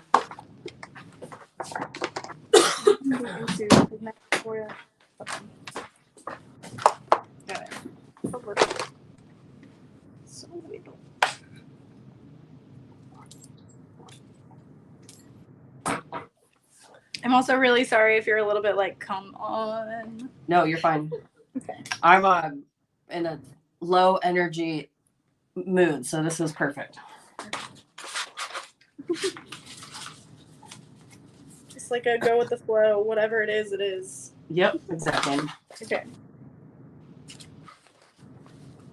So Stacy said, I think I need to play with the tension more on my thicker thread. It's just scary because she's my baby and I also quilt.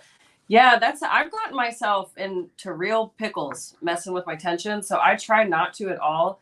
I will say recently I was using the variegated rainbow thread and I had to mess with my tension a little bit, and it's not 100% again. It's like I wasn't able to get it back to homeostasis, but it's looking a little better now. Yeah, I'm not sure what it was about that thread specifically, but with that one I kind of had some issues. So I mean, of course it's a work in progress, but yeah, playing with tension is scary. So scary. I just don't do it if I can avoid it. I find it a little overwhelming too. I'm just like, I don't know, so I'm just not going to. Yeah, if I mess with it, it's like incremental. But the other day when I was working on the rainbow, it obviously needed to be adjusted. And then now, like I said, I just can't really get back. And I know like if it's messed up on the top, then that means it's the bobbin thread. But yeah, I haven't really messed with it too much. And it seems like it's evening back out. We'll see. It's fine. Somebody asked for a close-up of the bag text. So yeah, I got these fancy schmancy guys.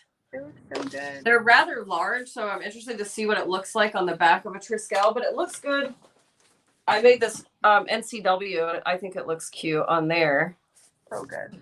And then I've been adding it to my bags, and I think they look cute, but obviously it's not going to work for like men's wallets. I'm definitely not going to be putting these on that. They might like it. You never know. They're just so big, and yeah, I'm not giving it to the men's. That's fair. Okay. All right. So now you're going to grab. So just a quick overview of where we're at. So we have our completed top panel here. So it's got the magnetic snaps and our D-ring connector. Yep. And so this is the orientation. So that is here. What is the total height of that piece at the moment for you, if you don't mind me asking? 11.5. Okay, mine is 11. That's fine, because that just means that your zipper pouch will just be shorter. Great. And then we have this other section here, the bottom section. And so our card slots on that side are going toward the bottom. And your finished height on that one is? 7. Mine too. So I need it to be 6.5. So we want for yours this section here below the card slots, you want that to be the same height as this section below the card slots. So whatever that measurement is, you want that to be the same. They are even. Okay, so then I would not mess with that. Okay. Okay, so what we're gonna do is I'm gonna start at the top with my top section, and I like my zippers to open from the left side because I'm a righty. So, but you can decide if you want your zipper to open from the right side, totally up to you. But so I work with my top section, and then what I'm gonna do is this is gonna be a raw edge here. So I'm gonna add glue or tape along the back side, and then I'm gonna tape it just along my zipper tape. Okay. Like that. Okay. I also want to add a thin coat of Mod Podge. I forgot to do this section.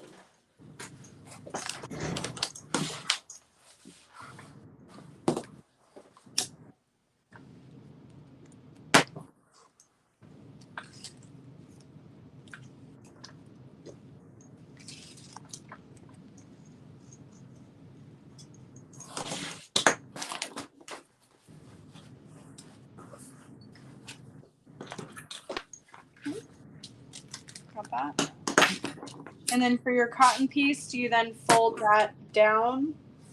So for the cotton, I kind of do it. So I don't like to top stitch my linings, and I don't do it on my wallets either. Mm-hmm. So the way that I explain to do it is like this. You're like, where do you just read the pattern, Lauren? No, I'm kidding. Why would you do that? All right, so let me just get this glued. Okay. Rhonda said she loves the green you're using. Is that one from Fabric Funhouse? It is. This is olive. So good.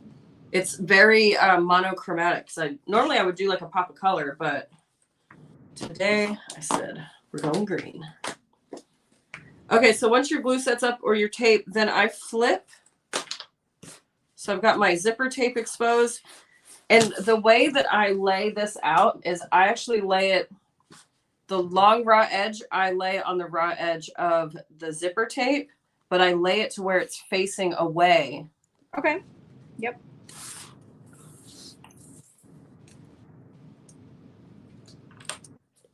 Because then you'll top stitch and then fold it down. Exactly. And then I won't have to worry about top stitching the actual lining, and it'll just be it'll lay really nice inside. Cool. All right. So yeah, now we're going to top stitch just along that whole raw edge on the front side of the panel.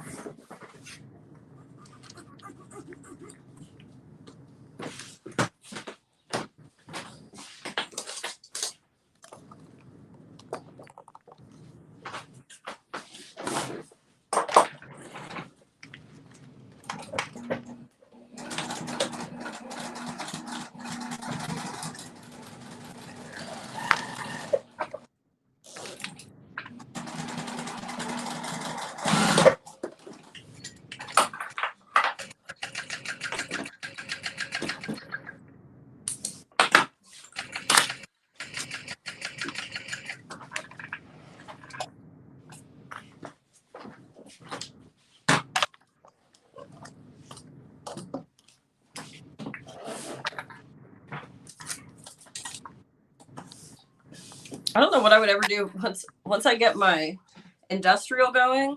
It's like I'm so bad about just like I trim all my threads and all my trash and I just shove it underneath my plate or whatever this is. I don't know. The table. Yeah, it's like a little trash can under there. All right. Okay, yep. So then I like to glue or tape this down so that it stays put. Okay. I'll use glue too. I want to be like Nicole. Okay. Yes, see, it's really weird. I don't know why. I think this is just like an old habit of using glue on this. And so I'd like to pull it nice and taut too so that it's not going to shift around.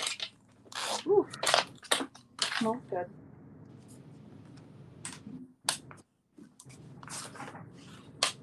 Okay. And then, yeah, you're going to flip it right side up, and then you're going to repeat that same process on the other side of the zipper too.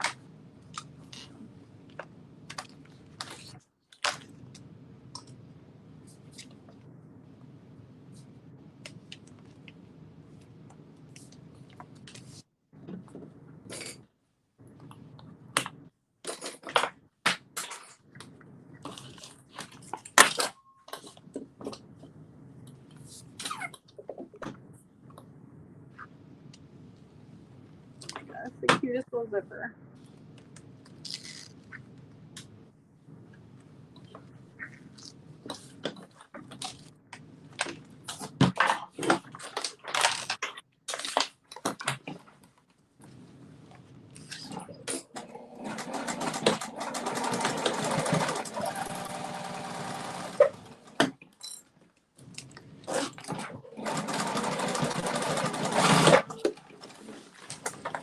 Okay.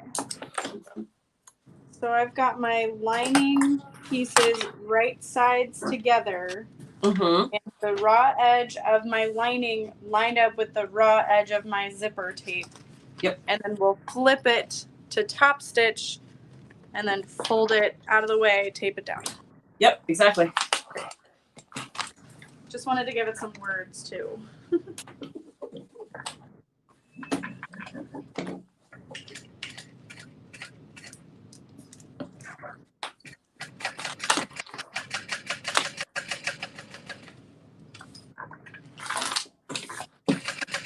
Oh yeah, do we need to talk about the class passes?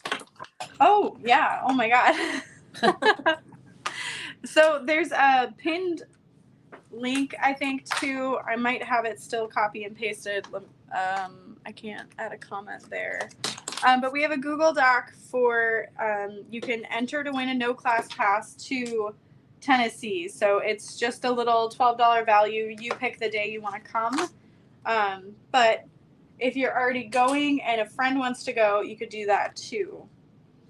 And there is a little, like, we may use your email for promotional purposes, but you could always unsubscribe to any emails. Just throwing it out there. So you can enter through the Google Doc. So the link is going to be on Lauren's video, not mine, just because I didn't update my caption.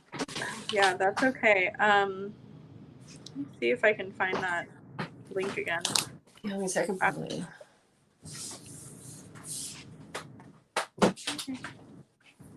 I'll scroll up to the top. It should be there. Oh, I don't think I can go that far. I found it. I got it. All of my electronics are dying. What's going on here?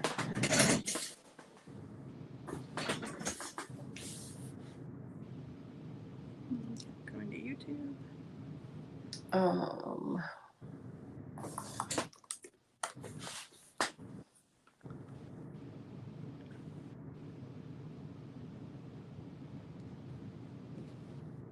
All right, there's the link.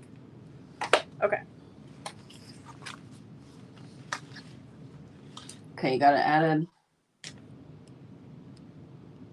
Yes.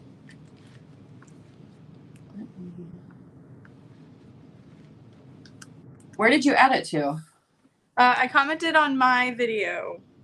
Okay, I'll add it to my video too. I can find it. I can find it. Yeah, it's like not letting. It says the link is too long. Mm.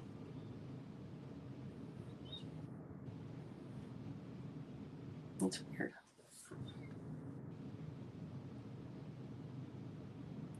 Well, that'll be so fun too. I think something like this is super nice because then if people want to come, oh, I found it. I just tossed it in the chat too.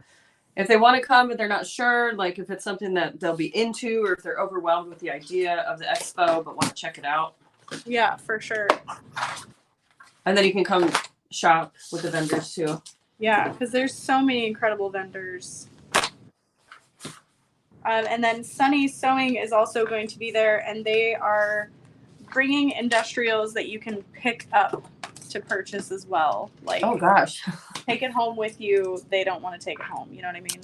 Come spend your life savings at So Magical Expo. Pretty much, yeah. No. Give us all your money. Support small businesses. Yes, that's a good way to put it. Okay. All right, so we've got one long panel now. So what we're going to do is we're going to fold and expose our zipper at the top. And you want to line up your side seams. Now, the goal here is these card slots, you want these to be equal with your, when you fold, you want them to be as equal as possible. Okay. And so you're going to clip your sides here.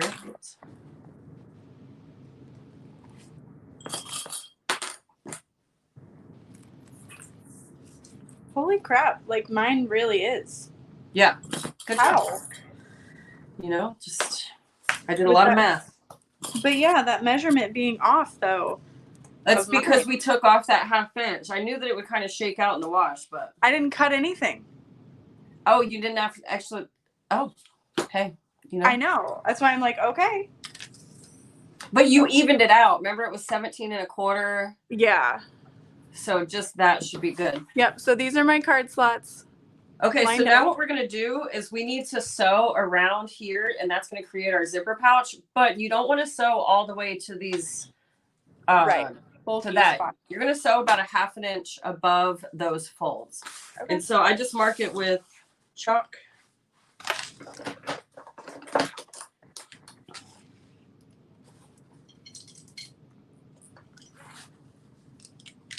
So 1/2 inch above the bulk, basically. Yes.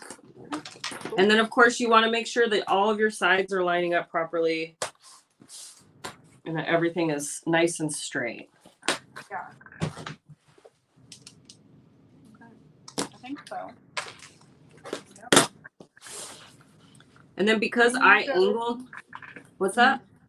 I was just going to mention your angles. Yep. Because I angled my other slots, I went ahead and cut off my little corners there. And then so you're going to start your stitching at the top, come down all the way across, then come back up. Cool. And then you do 1/8 of an inch. Yep. I was over here about to do like 1/4 for some reason.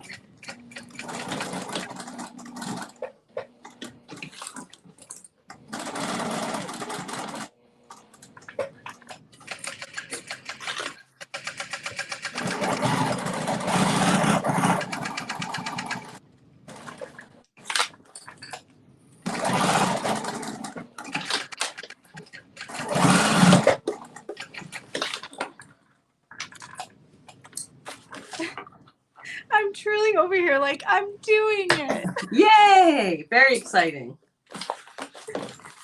And we're almost done. Yeah. I'm so excited. It looks so good. Yeah, these are fun. And now you can like really see the shape. Yeah. Coming together. Like if you fold all your pieces up like this, like that's exactly the shape of the wallet. Jersey, honey, please. Oh my gosh. Did you drop kick me? That was Jersey. She pulled you over. She's been like extra salty recently. I don't know what her deal is, but she's just like messing with stuff and chewing on wires, and she'll like come tearing in here and jump up onto the table, but I'll have a bunch of cut stuff on the table, so she'll slide across the table on it, and then she just like wreaks havoc, and then she goes and lays down. Like, what are you doing? And I take my leave. she's a nut job. All right, so once we get to here, oops, watch out, Busy. And then I'll try to kick her out, and she'll just stand at the door and meow. So it's not even worth it. Okay. All right, So you're on the back side. Yep. So I've got it on the back side, and then the way that it's laid out, I just try to finger press, get everything nice and flat, or as flat as possible. And then this is where we're going to add our stabilizers. So your finished size of your piece right now is 12 1/4, huh? 12 1/2. Yep, it's about 12 3/8 technically. But if you push down, if you add some weight onto this middle section, you'll see that it pushes it out. Okay. And I'm definitely at 12 1/2. Come again? Mine is 12. Yours is 12. Okay, that's fine. So what we'll do is we'll work that in on the exterior. And take it off of the side without the magnetic snaps. Probably. Maybe. You'll see. Okay. So if you lay it on your exterior right now, you get an idea. Yeah, maybe I can like split the difference. Yeah, that's what I would suggest doing. And it'll line up still. Okay. I knew we were going to run into a problem somewhere with that 1/2 inch. Oh, yeah. Okay. But yeah, the only thing to consider when you're manipulating this, if it doesn't quite meet up, just for anybody that might make one in the future too, if you take it all off the top, it's going to make the top flap. It'll change the structure of the wallet. So you do want to try to split the difference when possible so that the actual structure of the wallet doesn't change. Yeah, that makes perfect sense. Okay, so sorry. You're adding your stabilizer. Do what? You are adding stabilizer now, correct? Yep. So you'll see there are 2 pieces that are the same width and then one that's a little bit wider. The one that's wider goes in the big back section here. And then the 2 skinnier ones go on the top and bottom. And then glue, tape, whatever you want to use here. I might be missing one. I might have to go cut. I have a big one and a slightly smaller one, and then I have 2 little ones. Yep. So you are missing, you need one more of that one. Yep. Okay. Hold, please. I must have just transposed which one needed more. Well, and on the cut list, it says 1, 2, and 3, but a lot of times that gets missed. Even by me. Fair.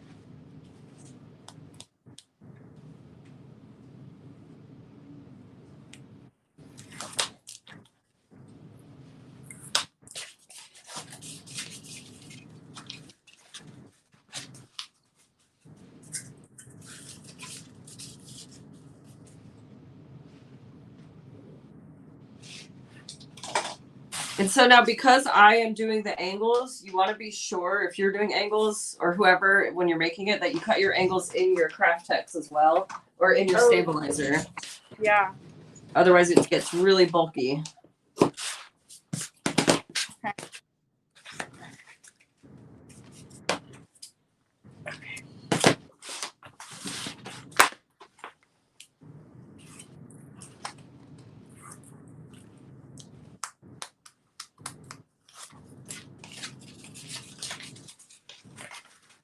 And then it should be like 1/8 of an inch. From the top, yes.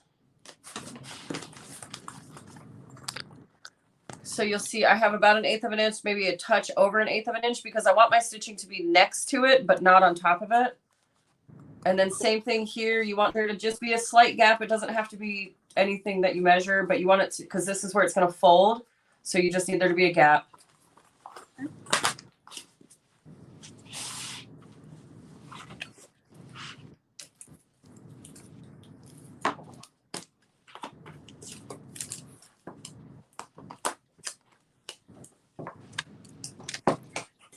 And you have a video for this in your Patreon, correct? Yeah, I've got it on my Patreon, but there's also a video included with the pattern. Okay, that's right. It's just a private video, but now that we're doing this, I can probably I'll Okay, consider. because I remember us mentioning that when we planned this, what, in like December, Yeah, January? God. in a while. Oh, gosh. I am using the self-adhesive from Fabric Therapy. This is the I can't remember what it's called. I think it's just called a stabilizer since it's a thicker one. Anyway.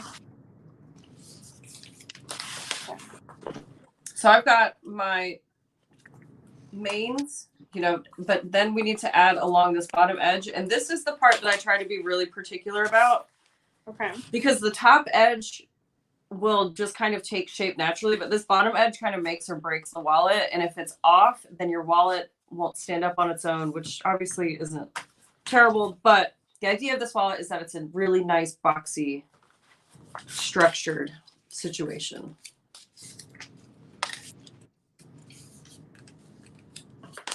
And so you should have 2 pieces of the long, skinny ones left. Mm-hmm. And so I like to I tape them together. Or in my case, I just cut out one big one and I'm folding it in half. Oh, okay. And then I lay that centered along that zipper box bottom seam that we made. And in a perfect world, that should be centered on these 2 marks. You'll see the 2 remaining marks. And it should be centered along those as well, but sometimes it gets a little cattywampus in through here. Is this going to go over our fold or next to it? Over? Right on top of the fold, yep. Right on top of the fold. Okay. The fold of our card slots or the fold of the... Oh, where the zipper box seam that we made here, it's going to go right over that along the bottom. Okay. Yeah. Yep.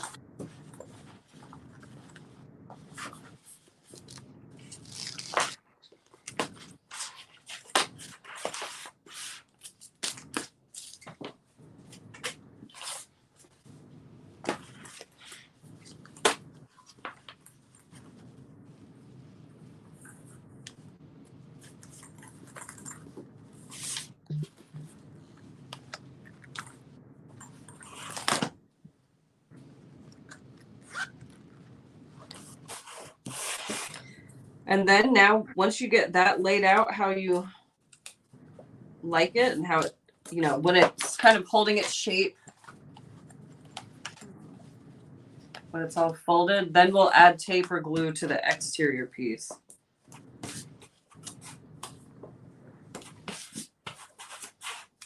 Almost tempted.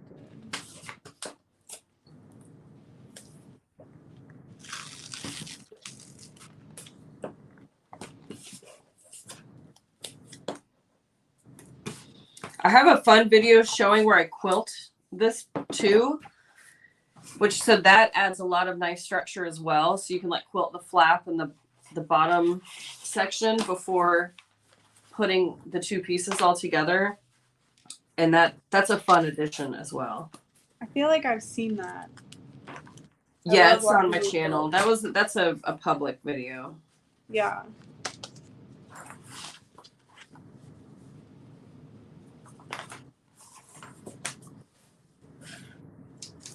So if someone doesn't have Craftex, the Craftex, would you recommend Decaville Light for this? I would probably go with Decaville Heavy. Okay. So you would add 2 layers of heavy there then. Yeah, or Peltex even, but Peltex is almost a little too soft for my liking.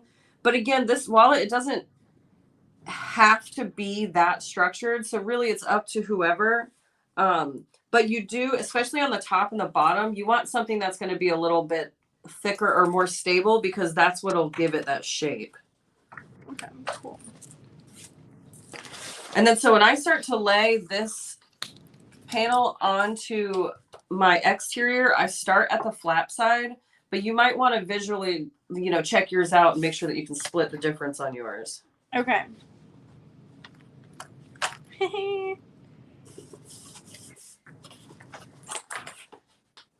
Like it's together. It's so cool.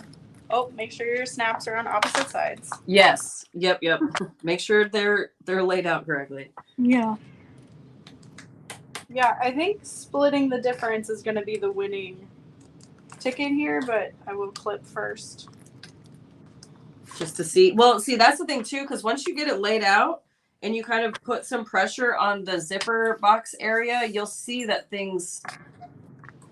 it can kind of shake itself out. So yeah. And like this, I feel like this pattern truly is incredible. Like a mastermind of pattern pieces. oh, thanks. Yeah, it took me a while, but yeah, I'm pretty proud of it. Yeah. Jersey Ben came here to see you. You need to have like an arranged marriage.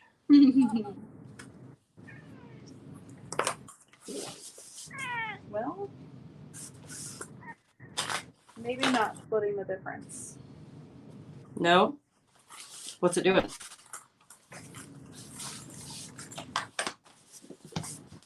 Like, this is angled where my connector is. So that's with me splitting the difference. I'll try lining up just the bottom and maybe trimming off the top because my magnetic snaps aren't going to be off. Well, I don't know.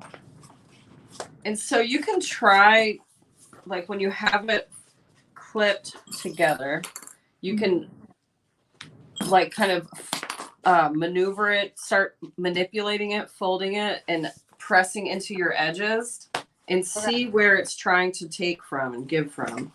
Yeah. And then you'll be able to take it out of that. Because mine isn't lining up 100% either. And then you got to take into account like when it's all done. Yeah, when it's folded. It's going to be different too. And it not being stitched right now, it allows a lot of like bubbles and imperfections to show. But once you stitch it down and you just kind of like manhandle it for a little bit, it settles in. Yeah. It's just so weird because, yeah, like when it's folded, everything's fitting together. Like I could line up the edges, but those bubbles have to go away. Well, and when it's flat, they do go away, but so I don't know. I don't know where to take from, truly. I can't really see it. Here, put it up to the camera. I'm going to look on my computer. Like, that's with all the edges lined up. The squares fit, but they shouldn't line up because they're half an inch off. But so I wonder what's happening down here. I wonder too, because you're not using like super stiff, it's not going to give you that sharp edge. Mm-hmm. And it might just be more slightly rounded. When I first, I think I have my very first one I ever made, and it turned out like that. Oh, here's the first one. I sewed it straight down too. This was the very first Triskele that I made forever ago. You can see it slightly different layout, but you know, it's not really going to change it overall. Yeah. And what you'll do is you'll just stitch a little closer and it'll give it that V shape. Or if you want to, when you're stitching it, you can do several, like 2 lines of stitching here on the outside of the zipper box, and that might give it more of a base. Or if you have something like a thick stabilizer or stiffer stabilizer, you can just slide it in right underneath that bottom section. Yeah, that makes sense. Okay. I'm going to commit to Jersey. They're like both just all up in the way. Yeah. I also want to disclose, in case anybody missed the beginning, this is not a pattern issue that we're trying to figure out. It's a cutting issue of my error. That things aren't lining up. The pattern is perfect. Hi, I'm the problem. Someone said, how do we sign up for So Magical? Well, their website has tons of information on all the different classes available. So it's like cats are just lovable jerks. Yes, that is accurate. Mary said, I love the cork and vinyl. Thank you. All right, so once you commit, what are you mulling? Where to cut still. Start. I feel like just trim from each side, even it out. So what I would do is start clipping or lay it at the flap. Lay that part out first and clip all around there and work your way down. Because in my experience, and it kind of seems like it might be happening on yours too, whenever I've had issues with my two panels lining up, this top will just go at kind of an angle like this instead of like this. Mm-hmm. But so if you start at the very top and kind of push and manipulate and pull on it, and it really might just be that your interfacing is too soft. It could be.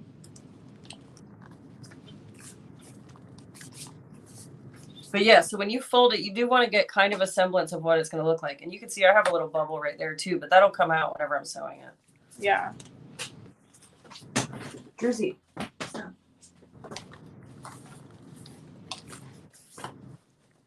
Okay. Yeah. I'm going to take it off the side with the magnetic snaps because if anything else, the flap will just be a little bit higher up, like you said, at an angle, which will leave room for more stuff. Yeah, and so what that'll do too is it'll keep the integrity of the bottom and it'll just kind of change the shape of the top. I've made several like that. That's what I'm saying. This step of the pattern is the most challenging to get everything to lay correctly. Yeah. Okay, cool.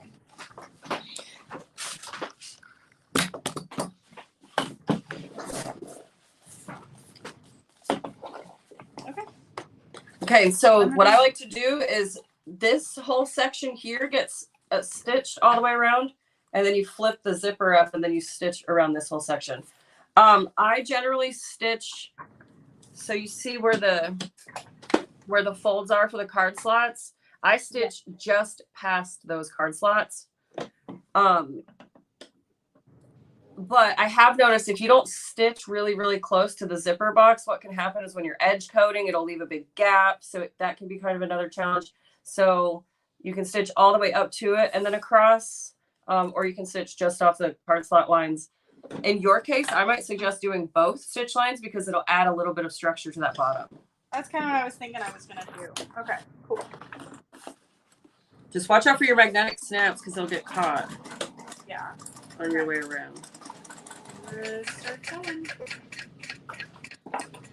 So I think what I'm going to do, I don't know, I'm just going to, there was nothing to say. I had nothing. So I'm sewing with my foot right up against the zipper pocket. Yep, that's what I'm sewing. That's how I'm doing as well. Okay, cool. Oh, it looks so good. Okay. Do you ever back stitch at your corners and like where your wallet?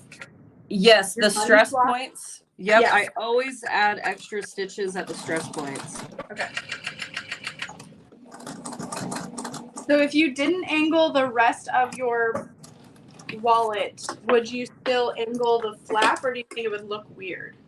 I don't think it would look weird, but generally I pick one or the other.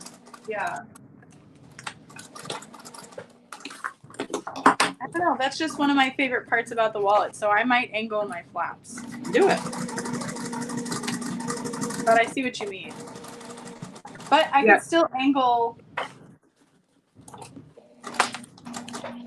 Yeah, I see what you mean. Yeah, I usually just pick one, but I don't think it really matters. Okay. So when you angle at a quarter of an inch, or I'm sorry, a half an inch.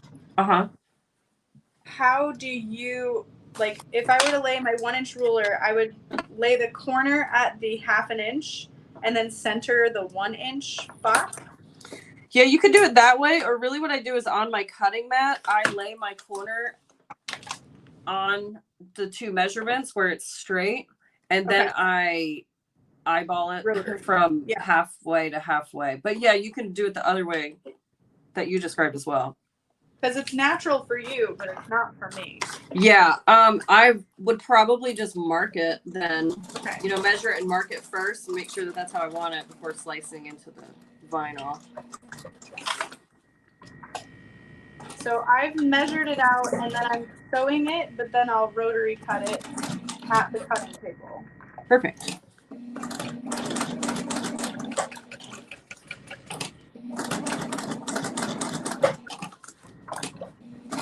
Oh, this is looking so good.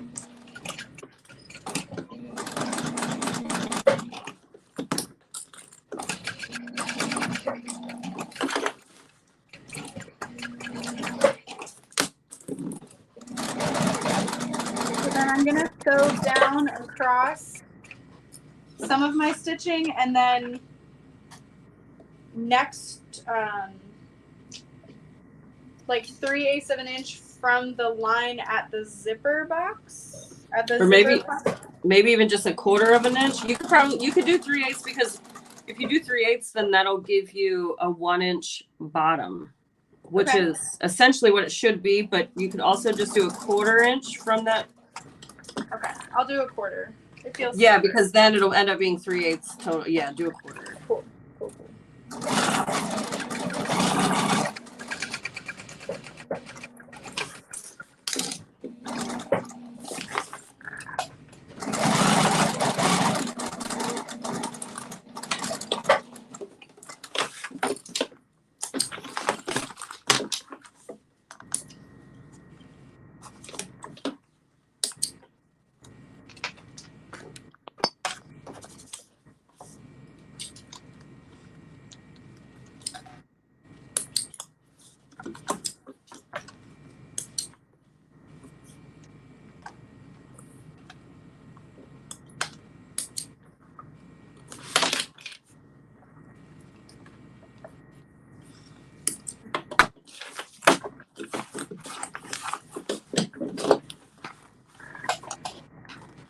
So here is this side for me.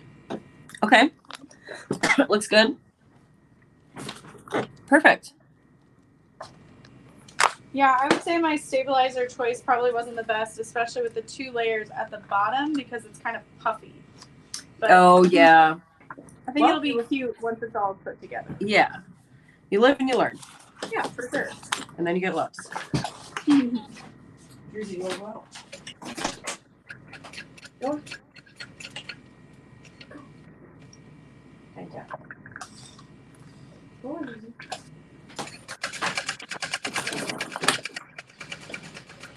Jaffa just came in to say hello. Hey, Ben.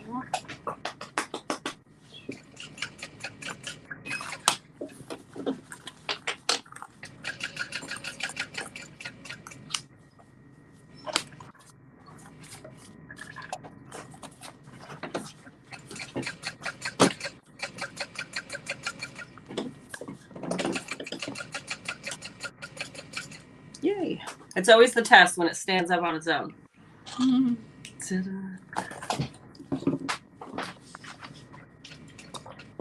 And do you do 2 lines of stitching at the bottom on that side then too?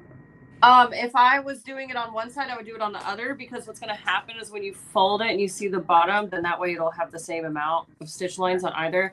I didn't have to do that because I'm using Craft Text. So I just sewed the 2 lines. Okay.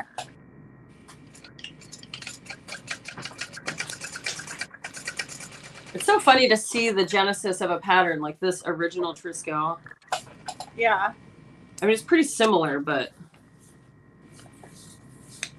vastly different, like totally different flap.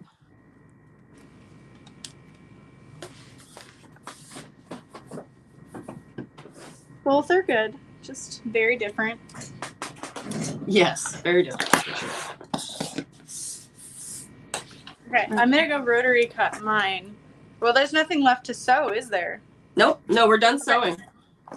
Yep, so at this point you would just trim. Like I have some weird overhang excess here, so I would just go around and trim, burn all my threads, and then you would start the process of finishing the edges. Awesome. I'm gonna move over to the cutting table then so we can edge coat. Okay. Woo! God damn it, I'm so stupid.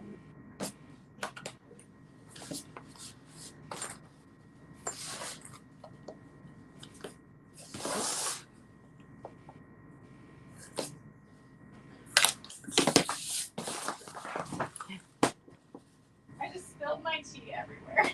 Oh, I thought I heard a curse word back there, but I wasn't sure. Yeah. Better tea than coffee. So true. I did have honey in it, but it's fine. Oh gosh. I think I'm so used to my water bottle that like doesn't spill. Yeah, I can't find, I was looking for my water bottle earlier too, because otherwise Druzy will just drink out of my cups, and because we're live, I don't want to yell at her in public. But I totally saw her drinking out of it earlier, so. Oh, I can at least water my plant with it now. But yeah, I always kind of live on the edge, and I have a coffee cup in here pretty much all the time. Somebody said, can you piece large scraps of cork to make the pattern size? I think you probably could. You would just want to be aware of how bulky the seams are. And I would probably do the exterior if I was going to piece anything, because you need a really nice flat piece for your card slots. Mary said the cutting issue is something I could experience, so I appreciate this live to help problem solve issues. Yeah, and I mean, it's my pattern and I still incorrectly cut them. I will say, if this is a pattern that you like and it's something that you're considering making a lot of, the acrylic templates are huge. I mean, they make such a difference, and they have all of the cut marks and all of that on it. And then there's just no possibility of messing it up. But I know a lot of people use cutting machines because they don't like to cut straight lines. So I also have the SVG files. Let's see. Christine said, I want to see your dog. Okay, let's see. Joppa. Joppies, come here. Look, they want to see you. Oh, where are you going? Come over here. Right here. Here's both of the doggies. There's Joppa. He's the white one. And then Clemmy. She's the brindle. Aww. Joppa doesn't really hang out in the studio very often. He only comes in here if he wants something. So he obviously wants something because he came in a few minutes ago. But Clemmy's my little buddy. She'll sleep under the table. Finishing the edges is where I need more practice. It takes skill to paint the raw edge. Nancy, yes, it does. It just takes a lot of practice. But once you get it, or once you have, Master. yeah, you get better. Okay. How'd yours go? How's your layout? It's pretty good. This is a little wonky down there. It's not bad. Fine. Did it add structure to it? Yeah, it does. Yeah. I think again, it's just that. Yeah. So I guess in the future, the other way to fix that would be to move your magnetic snaps. Yeah. I didn't even think about that. On the but yeah, inside flap. Oh, that's not bad. Well, if you moved them on the outside, well, then I guess, is it too low? Well, I mean, either way, whichever one would be easier, you could try moving the magnetic snaps, and then it could help that top shape stay flat. Yeah, and the Craft X or Deck of the Light definitely is a smarter choice than the self-adhesive, because like it's just super soft, but once it's full of stuff, it'll be better. Yeah. Hey, could you stop? And it's your first one. Yeah. The first ones of anything are not perfect, so. Yeah, I'm really happy with it though. Like, it's so cute. Yeah, they're fun to make. Yeah, we've got the card slots in opposite directions. And look, so yours is not backwards. Remember, we thought that your orientation was going to be different, and it's not. So this was just full of surprises. Yeah. It's so cute. It is cute. And then I always like to test my card slots before sending anything out. Obviously, it's always a good thing to do. I have caught, I mean, it's usually better to test your card slots before you finish sewing the entire wallet, but yeah. That way you can catch any mistakes. I think this is good though. Yeah. Yeah. I definitely feel like I could make another one. I'd probably watch this video though.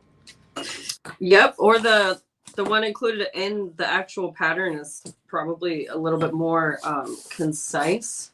That's fair. Okay. But then you gotta attach your strap. Oh yeah. Because it's already done. Yeah, so I made an NCW with a crossbody strap, which I hadn't done before, but I really think that the Triskele with the crossbody strap will be super cute. This is the one that I did with a variegated thread on black cork. It came out really good. But I did the crossbody strap on it, and I think because the Triskele was my response to the NCW, I wanted to make a wallet that had a lot of capacity but not a lot of cork. And so this was what I came up with. But I think that it would have the same idea if you did a crossbody strap. Yeah. And I don't think this looks bad. Like, I think it's fine. I've made a lot like that. And that's the good thing, too, about sewing all of our own stuff is most people don't know who the pattern is. Yeah, they don't know what the original was supposed to look like. That's very true. Exactly. Okay, so you're going to edge coat yours? I will edge coat mine. Obviously, it adds so much time, but we can do at least one coat. And I guess if folks have questions about anything. While that's drying. So I'm using the base coat dense. Or do you use Mod Podge? So I've been playing with Mod Podge as my base coat and it works. But what I'm realizing the big difference is because it dries hard and it's not that soft plastic, that it's harder to get a really nice edge. Okay. But my Giardini base coat is in desperate need of being replaced, so it's like super chunky and gross. Yeah. So sometimes I'll do like a couple coats of Mod Podge and then I'll come back with a coat of base coat to give it that soft edge. But yeah, I've just been like really playing with a lot of different color or combinations. And have you tried the Mojo Sews edge coat or no? I haven't. I have some on the way because I'm going to be teaching edge coating in Tennessee. Nice. And she is sponsoring it, so she is sending me the kit that we're going to be using, so I get to play with hers.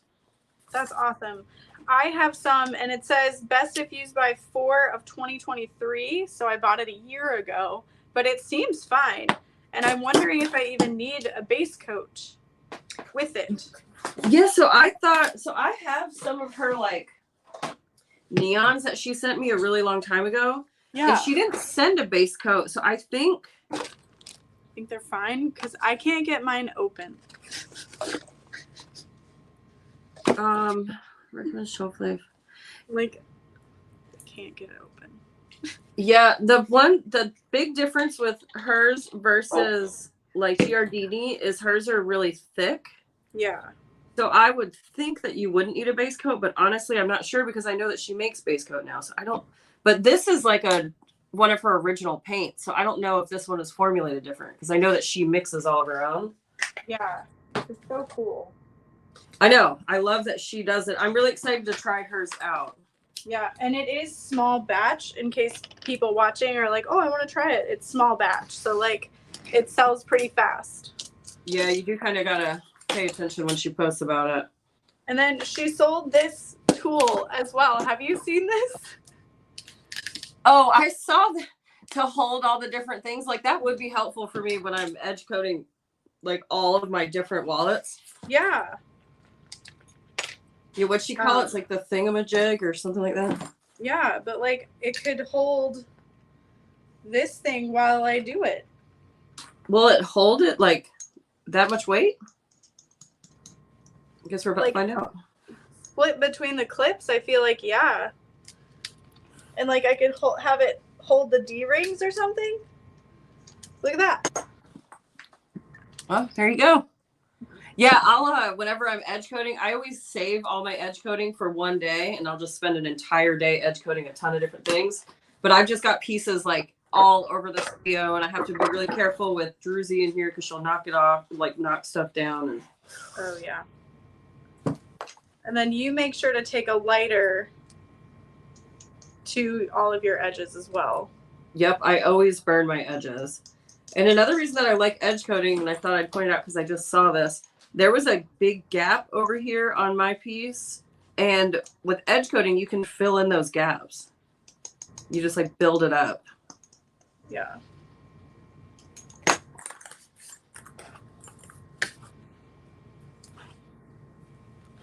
Now, would you recommend, like, if you're going to make this project, please edge coat it, basically, or like, hey, that's on you, do what you want? That's on you. You do what you want. Yeah. Because I didn't really start edge coating until the last couple of years, and I have been making cork items for 8 years. So there are lots of pieces, excuse me, out in the world that don't have finished edges. Excuse me. Okay. I'm just gonna go into it. Are you using a roller, or are you using your finger, or? So I've got this roller tool. You can see it gets a lot. Oh yeah, we have the same one, 20. Do you oil yours? What's that? No. Do you oil? No. Okay. No, I didn't even know that they were supposed to be oiled. I think that came up on the cruise or something. And I had never heard of it because I feel like if you oil it, it'll leak the oil. But I could be totally wrong. It wouldn't be the first time. I don't know if it would. But I have oiled mine and it did make a difference. What does it change? Like if your roller isn't rolling very well, you just unscrew the very bottom edge and throw some oil in there. And then it'll be nice and rolly again. I have found that when mine isn't being rolly, if I clean it really well. Oh yeah, there you go. Because that was what I noticed. Because I mean, I'll show you in just a second. But mine it's like really, there's a lot of buildup on here from dipping it into paint jars. Yeah. So I've found that if I just like take a blade and slice all that off, a lot of times it's helpful. Okay. But it does definitely, it's like a little squeaky, so maybe it does need some oil. I'd say if what you do works for you, don't change it. Yeah. Usually I just ignore it until it goes away. Like all life's problems. Yeah. That's the like being an adult part, right? That's what I've been doing. Seeing a problem and avoiding it until it goes away? Pretty much.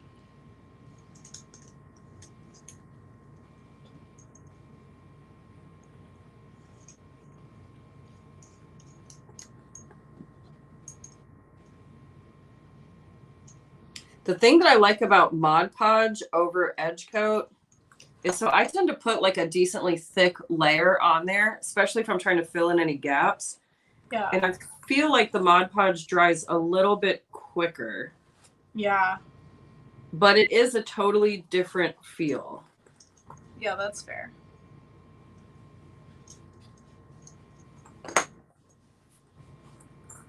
So how long would you give this to dry?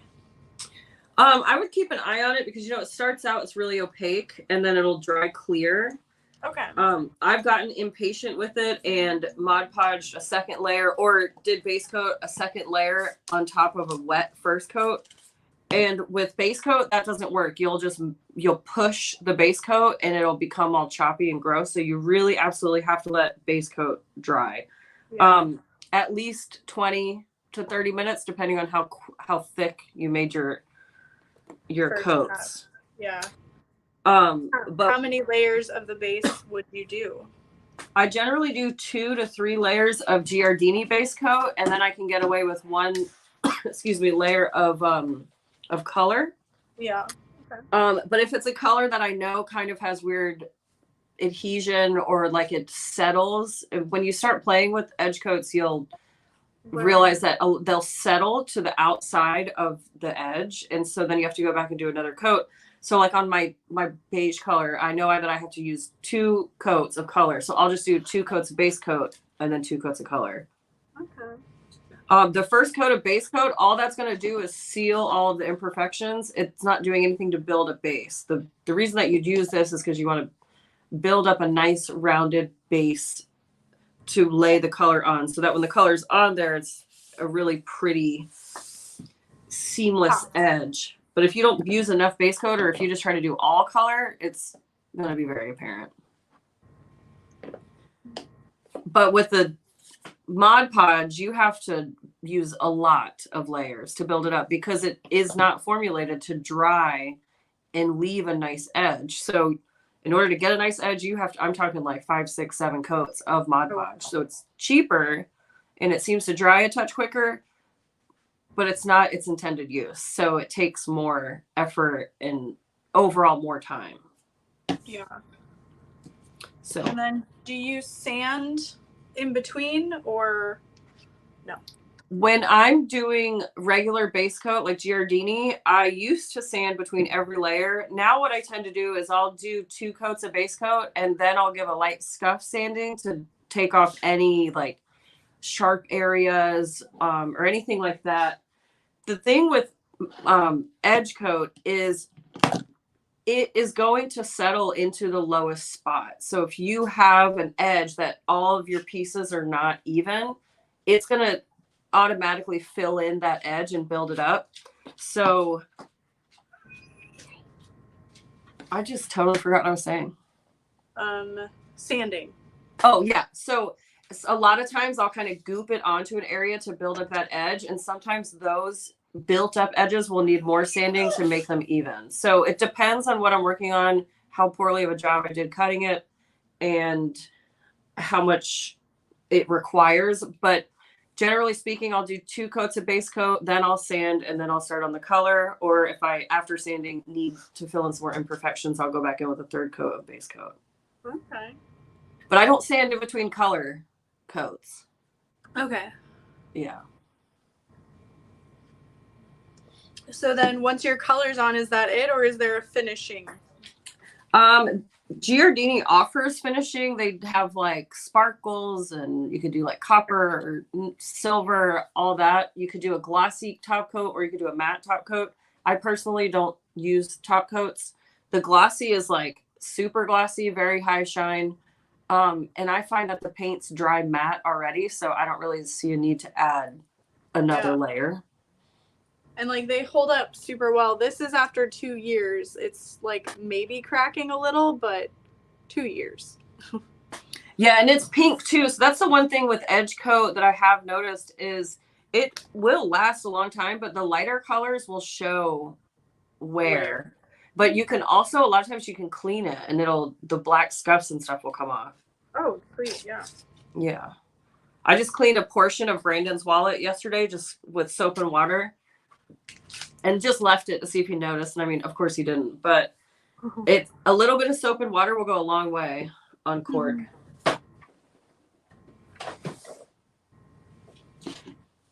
But yeah, so like at this point, you can see mine still is pretty white. It's still opaque. There are some spots that it's dried already, but I would wait until it's all clear and then go back in with the 2nd coat. This section here, I had to fill in a bunch of gaps, so that's going to take the longest to dry. Gotcha.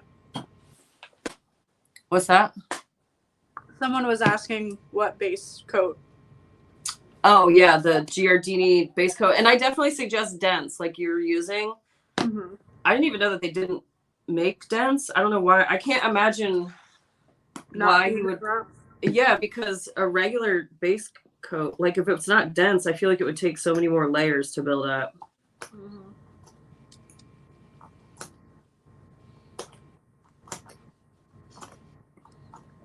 My roller is so dirty. I have 2 of them for some reason. I buy a lot of crap. That's like what I have time to do. I can buy online stuff. shopping. Yeah.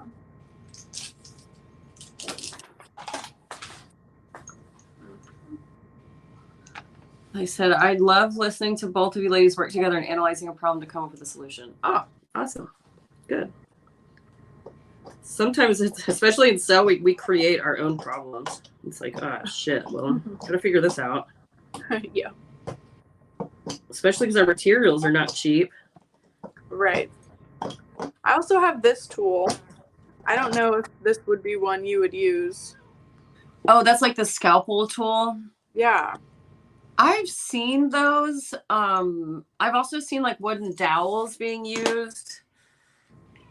Yeah, I have one of those. I like the roller. I do have this little guy. It's like the. Oh yeah. So You this don't is like that? cool, but I don't use enough of one color. Like all my pieces, they get different color edge coats. Yeah. So I'll put base coat in this, but I haven't found. I don't know. I'm just not great at it, I guess. I don't know. I'm quicker doing it by hand. Okay. But it is cool if you're doing like a high volume.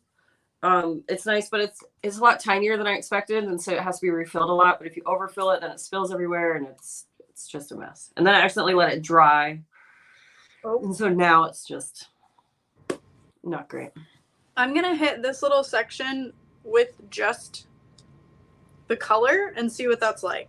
Oh yes, a lot of times I paint just that side too. But yeah, you'll see. Try it. You'll see what happens. It'll just soak right in. But you're using Michelle's, right? Mojo. Yeah. Yeah, so hers, it might actually work great. Yeah, like, I don't know if you can see it. Oh yeah, so it looks nice and thick. Yeah. And like, it could also be because I'm using a vinyl that isn't a natural fiber that's like soaking up like cork is. Yeah, that's true. I wonder. Or the combo of the two, you know? Well, yeah, and I'll be able to test that theory once the kit gets here. So I'm excited to see that, compare it. Because like I said, she sent me those. Oh gosh, it was like right when she first got started. Nice. And they're just not really colors that I use a whole bunch, which is why I don't. Yeah, they're play not with them, but they're more supernatural colors than like natural muted. Yeah, it would actually. Yeah, they would fit your piece really well. Right.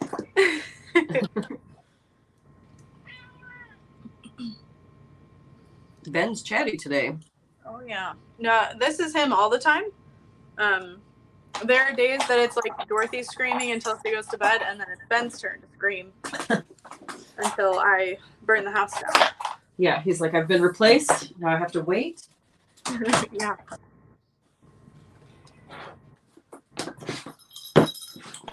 I'm so impatient when it comes to edge coat. Like I think that's why I don't do it. Because I'm like, okay, let's go.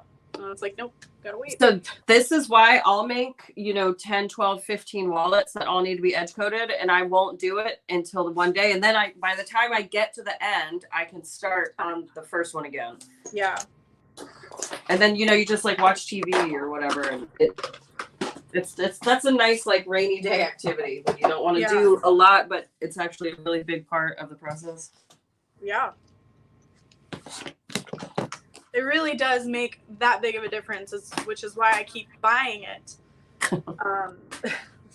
But I don't have production sewing time anymore like I used to. So I'm like, I never get to use all the things. Yeah. Well, and you don't even really, because you did like the Comic-Con, but you were talking about not doing that again, right? Yeah, I just don't have time for that and this and that and this and that. Yeah. And like even filming days are hard for me because I'm not in the office, like helping with day-to-day things. But they're day-to-day things that I need to be the one that makes decisions on it because it's like my business. Yeah, are you just like constantly getting hit up all day? Luckily, no. But there are days for sure.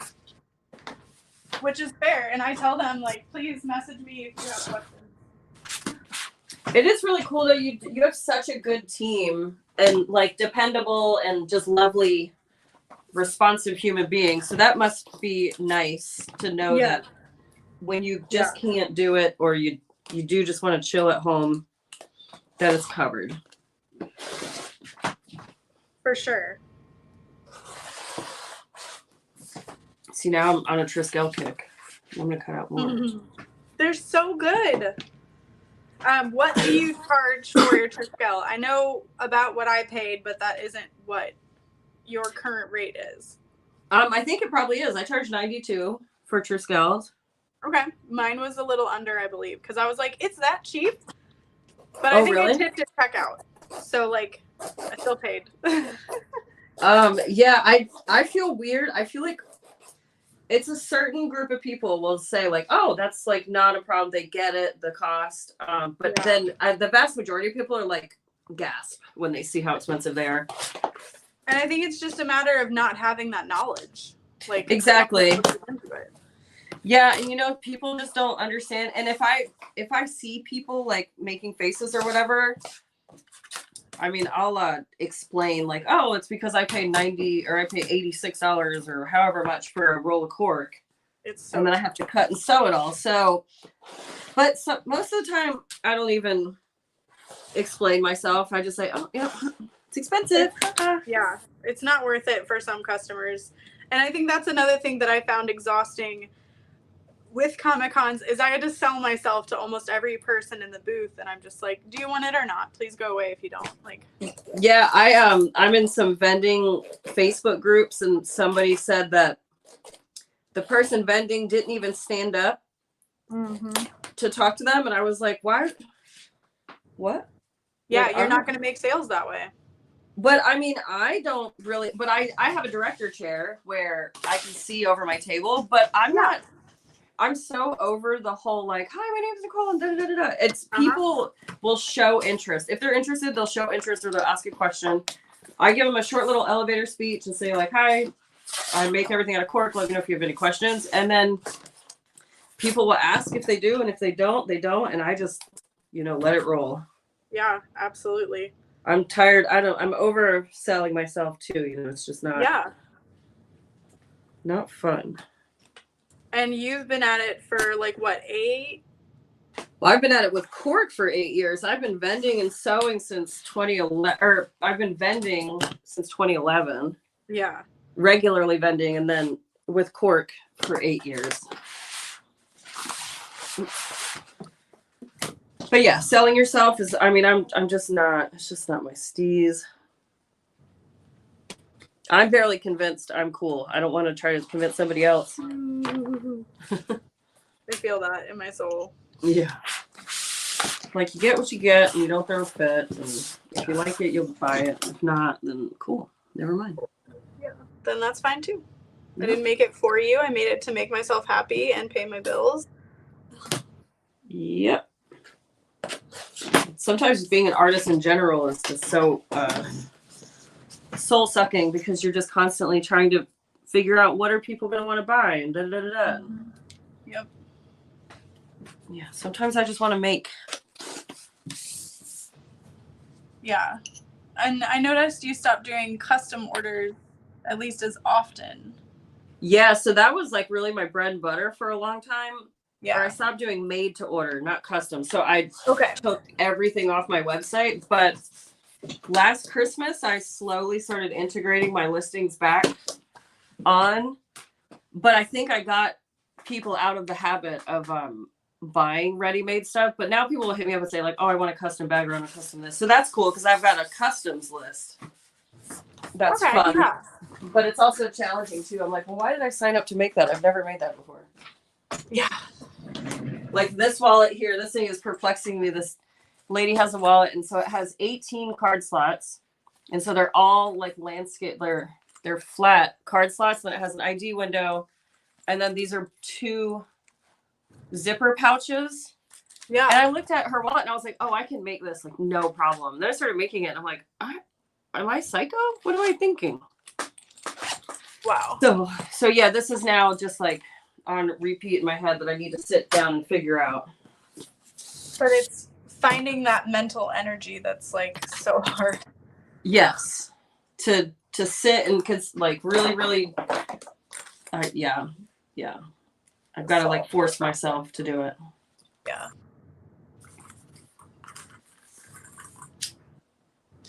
And sometimes it really is just like a matter of body doubling too.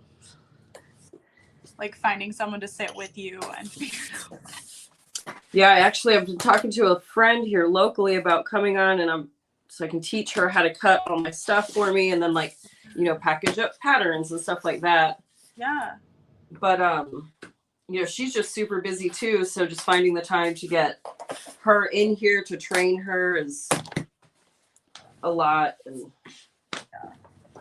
So then I'll just sit on the couch and not do any of it. Yep. I feel that. I mean, I would like to do that. I can't do that, but. Yeah. I think about you a lot when I'm sitting on the couch doing nothing. I'm like, oh, poor Lauren. I'm sitting on the couch for her. Yep. I appreciate you. We'll sit on the couch for everybody. Yeah.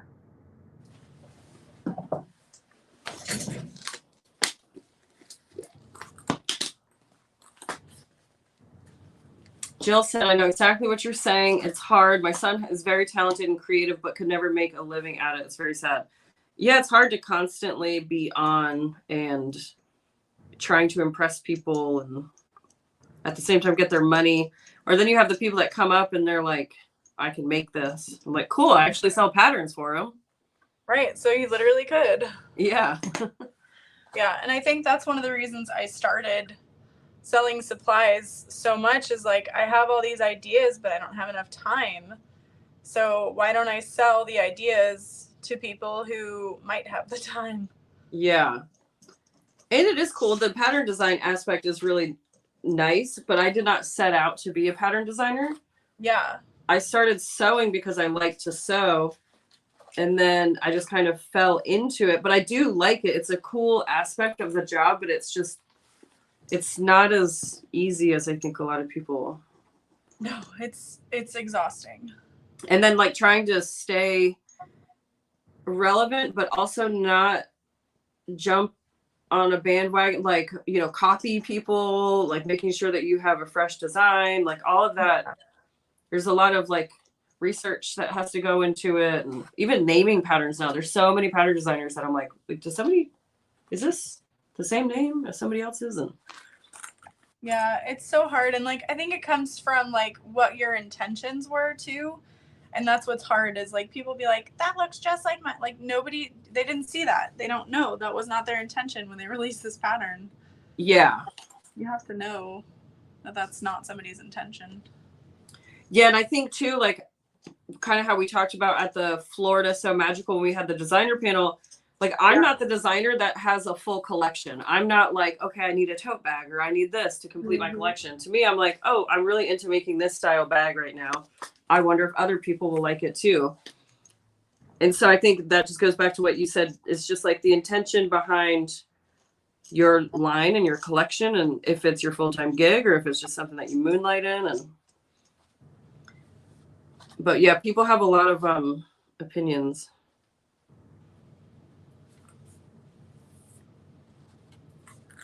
Yeah.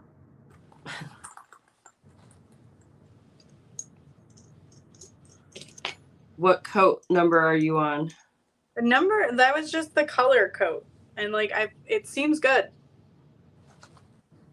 So you put color all around your edges? Yeah. I can't see because it's in your little thingamajig. Sorry. Here we go. I think it's better now. Oh, okay. There we go. Nice. Oh my gosh, that matches your roses perfectly. I know. When I saw the color, I was like, well, perfect. Great. Yeah, it's fun. Awesome. It's not like the most incredible edge coat job in the world, but like it'll work. And again, practice makes better. I think the corners being cut this way, your way, are way better than just flat. Like I almost wish I'd done it on this bottom edge as well. Like it just adds an element to the design. Yeah, that's why I always cut the corners. I will say though that if you have a straight across flat throughout, I think that that's like really striking too.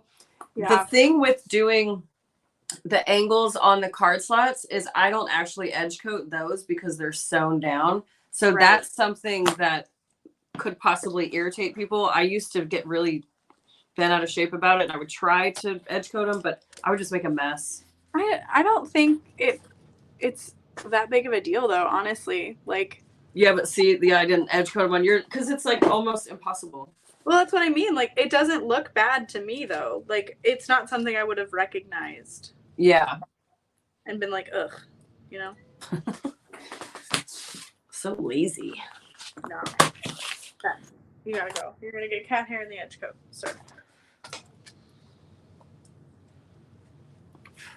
Yes. And cat hair went right in front of my face.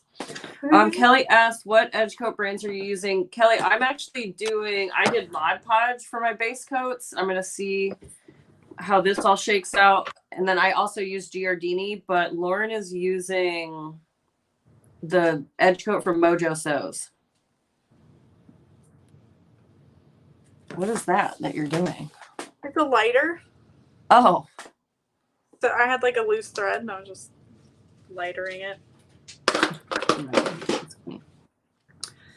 Trisha said, have you tried the edge coat roller that holds the edge coat and it sits on the table? Yeah, that's what I was showing before, this little guy. I just made a huge mess with it, and I let edge coat dry in it, so now it doesn't really roll very well. So I ruined that one. Karen said, is Lauren using edge coat or just the paint? I used the dense edge coat, and then I used the Mojo Sews leather edge paint. So she's doing combo. Metallic mint green. It worked great. Yeah. Kelly said alcohol cleans it or soak it in. Yeah, I've tried to clean it, Kelly, but I don't use it enough to care, if I'm being honest. Like the only time I would use it was if I needed to do a lot of edge coating or base coating. But I'm just a lot quicker with the roller and pulling it out of the actual tub, because it's like big, but it's not big enough to do a ton of pieces at once. You constantly have to refill. Yeah.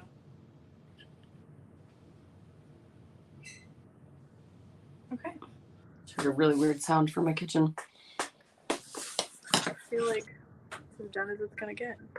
Yeah. All right. Does anybody have any other questions? We could end this at like 3 hours, which doesn't feel like it's been 3 hours, but I know I can't believe it has been, but I haven't eten yet today, so I'm glad we're almost done. Damn, it's already 2 o'clock. That's crazy. Well, it's 1 o'clock for you, yeah.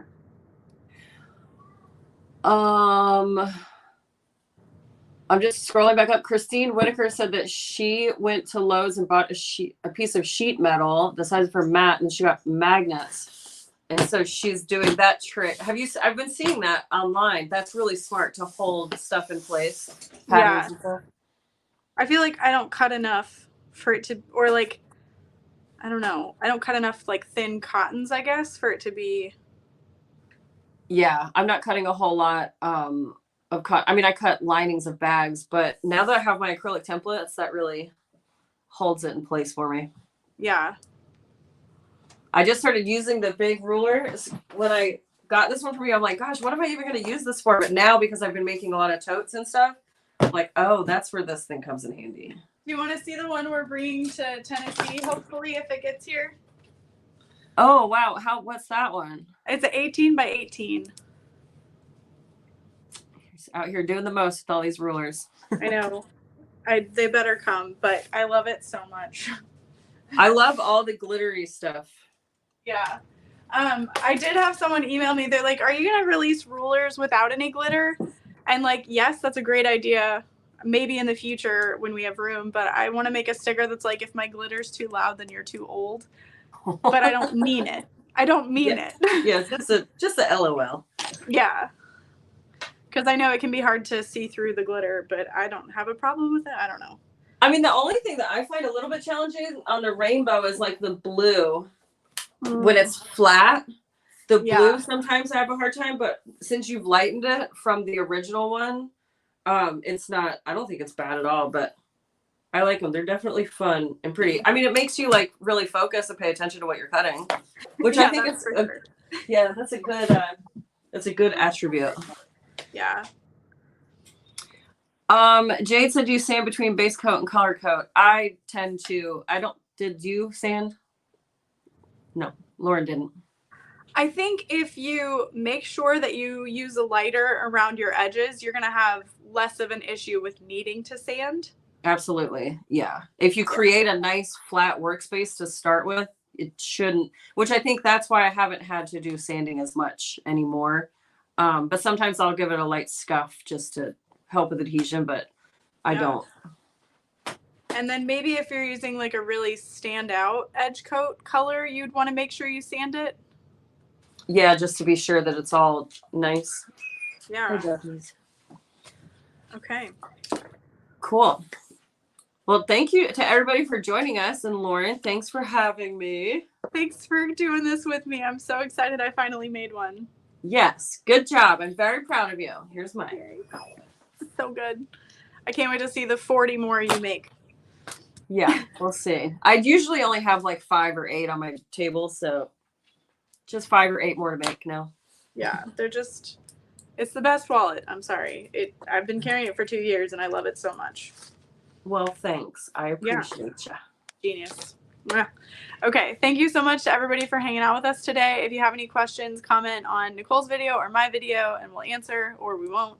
Use the link on Lauren's video to enter for the 5 no class passes for SME Tennessee. If you're interested in coming and browsing and checking it out. Or saying hi or whatever. Yeah. Pop in. Bye. All right, guys. Have a good day. Lauren, how do we get out of here? Oh, there we go. All right. Bye. Bye.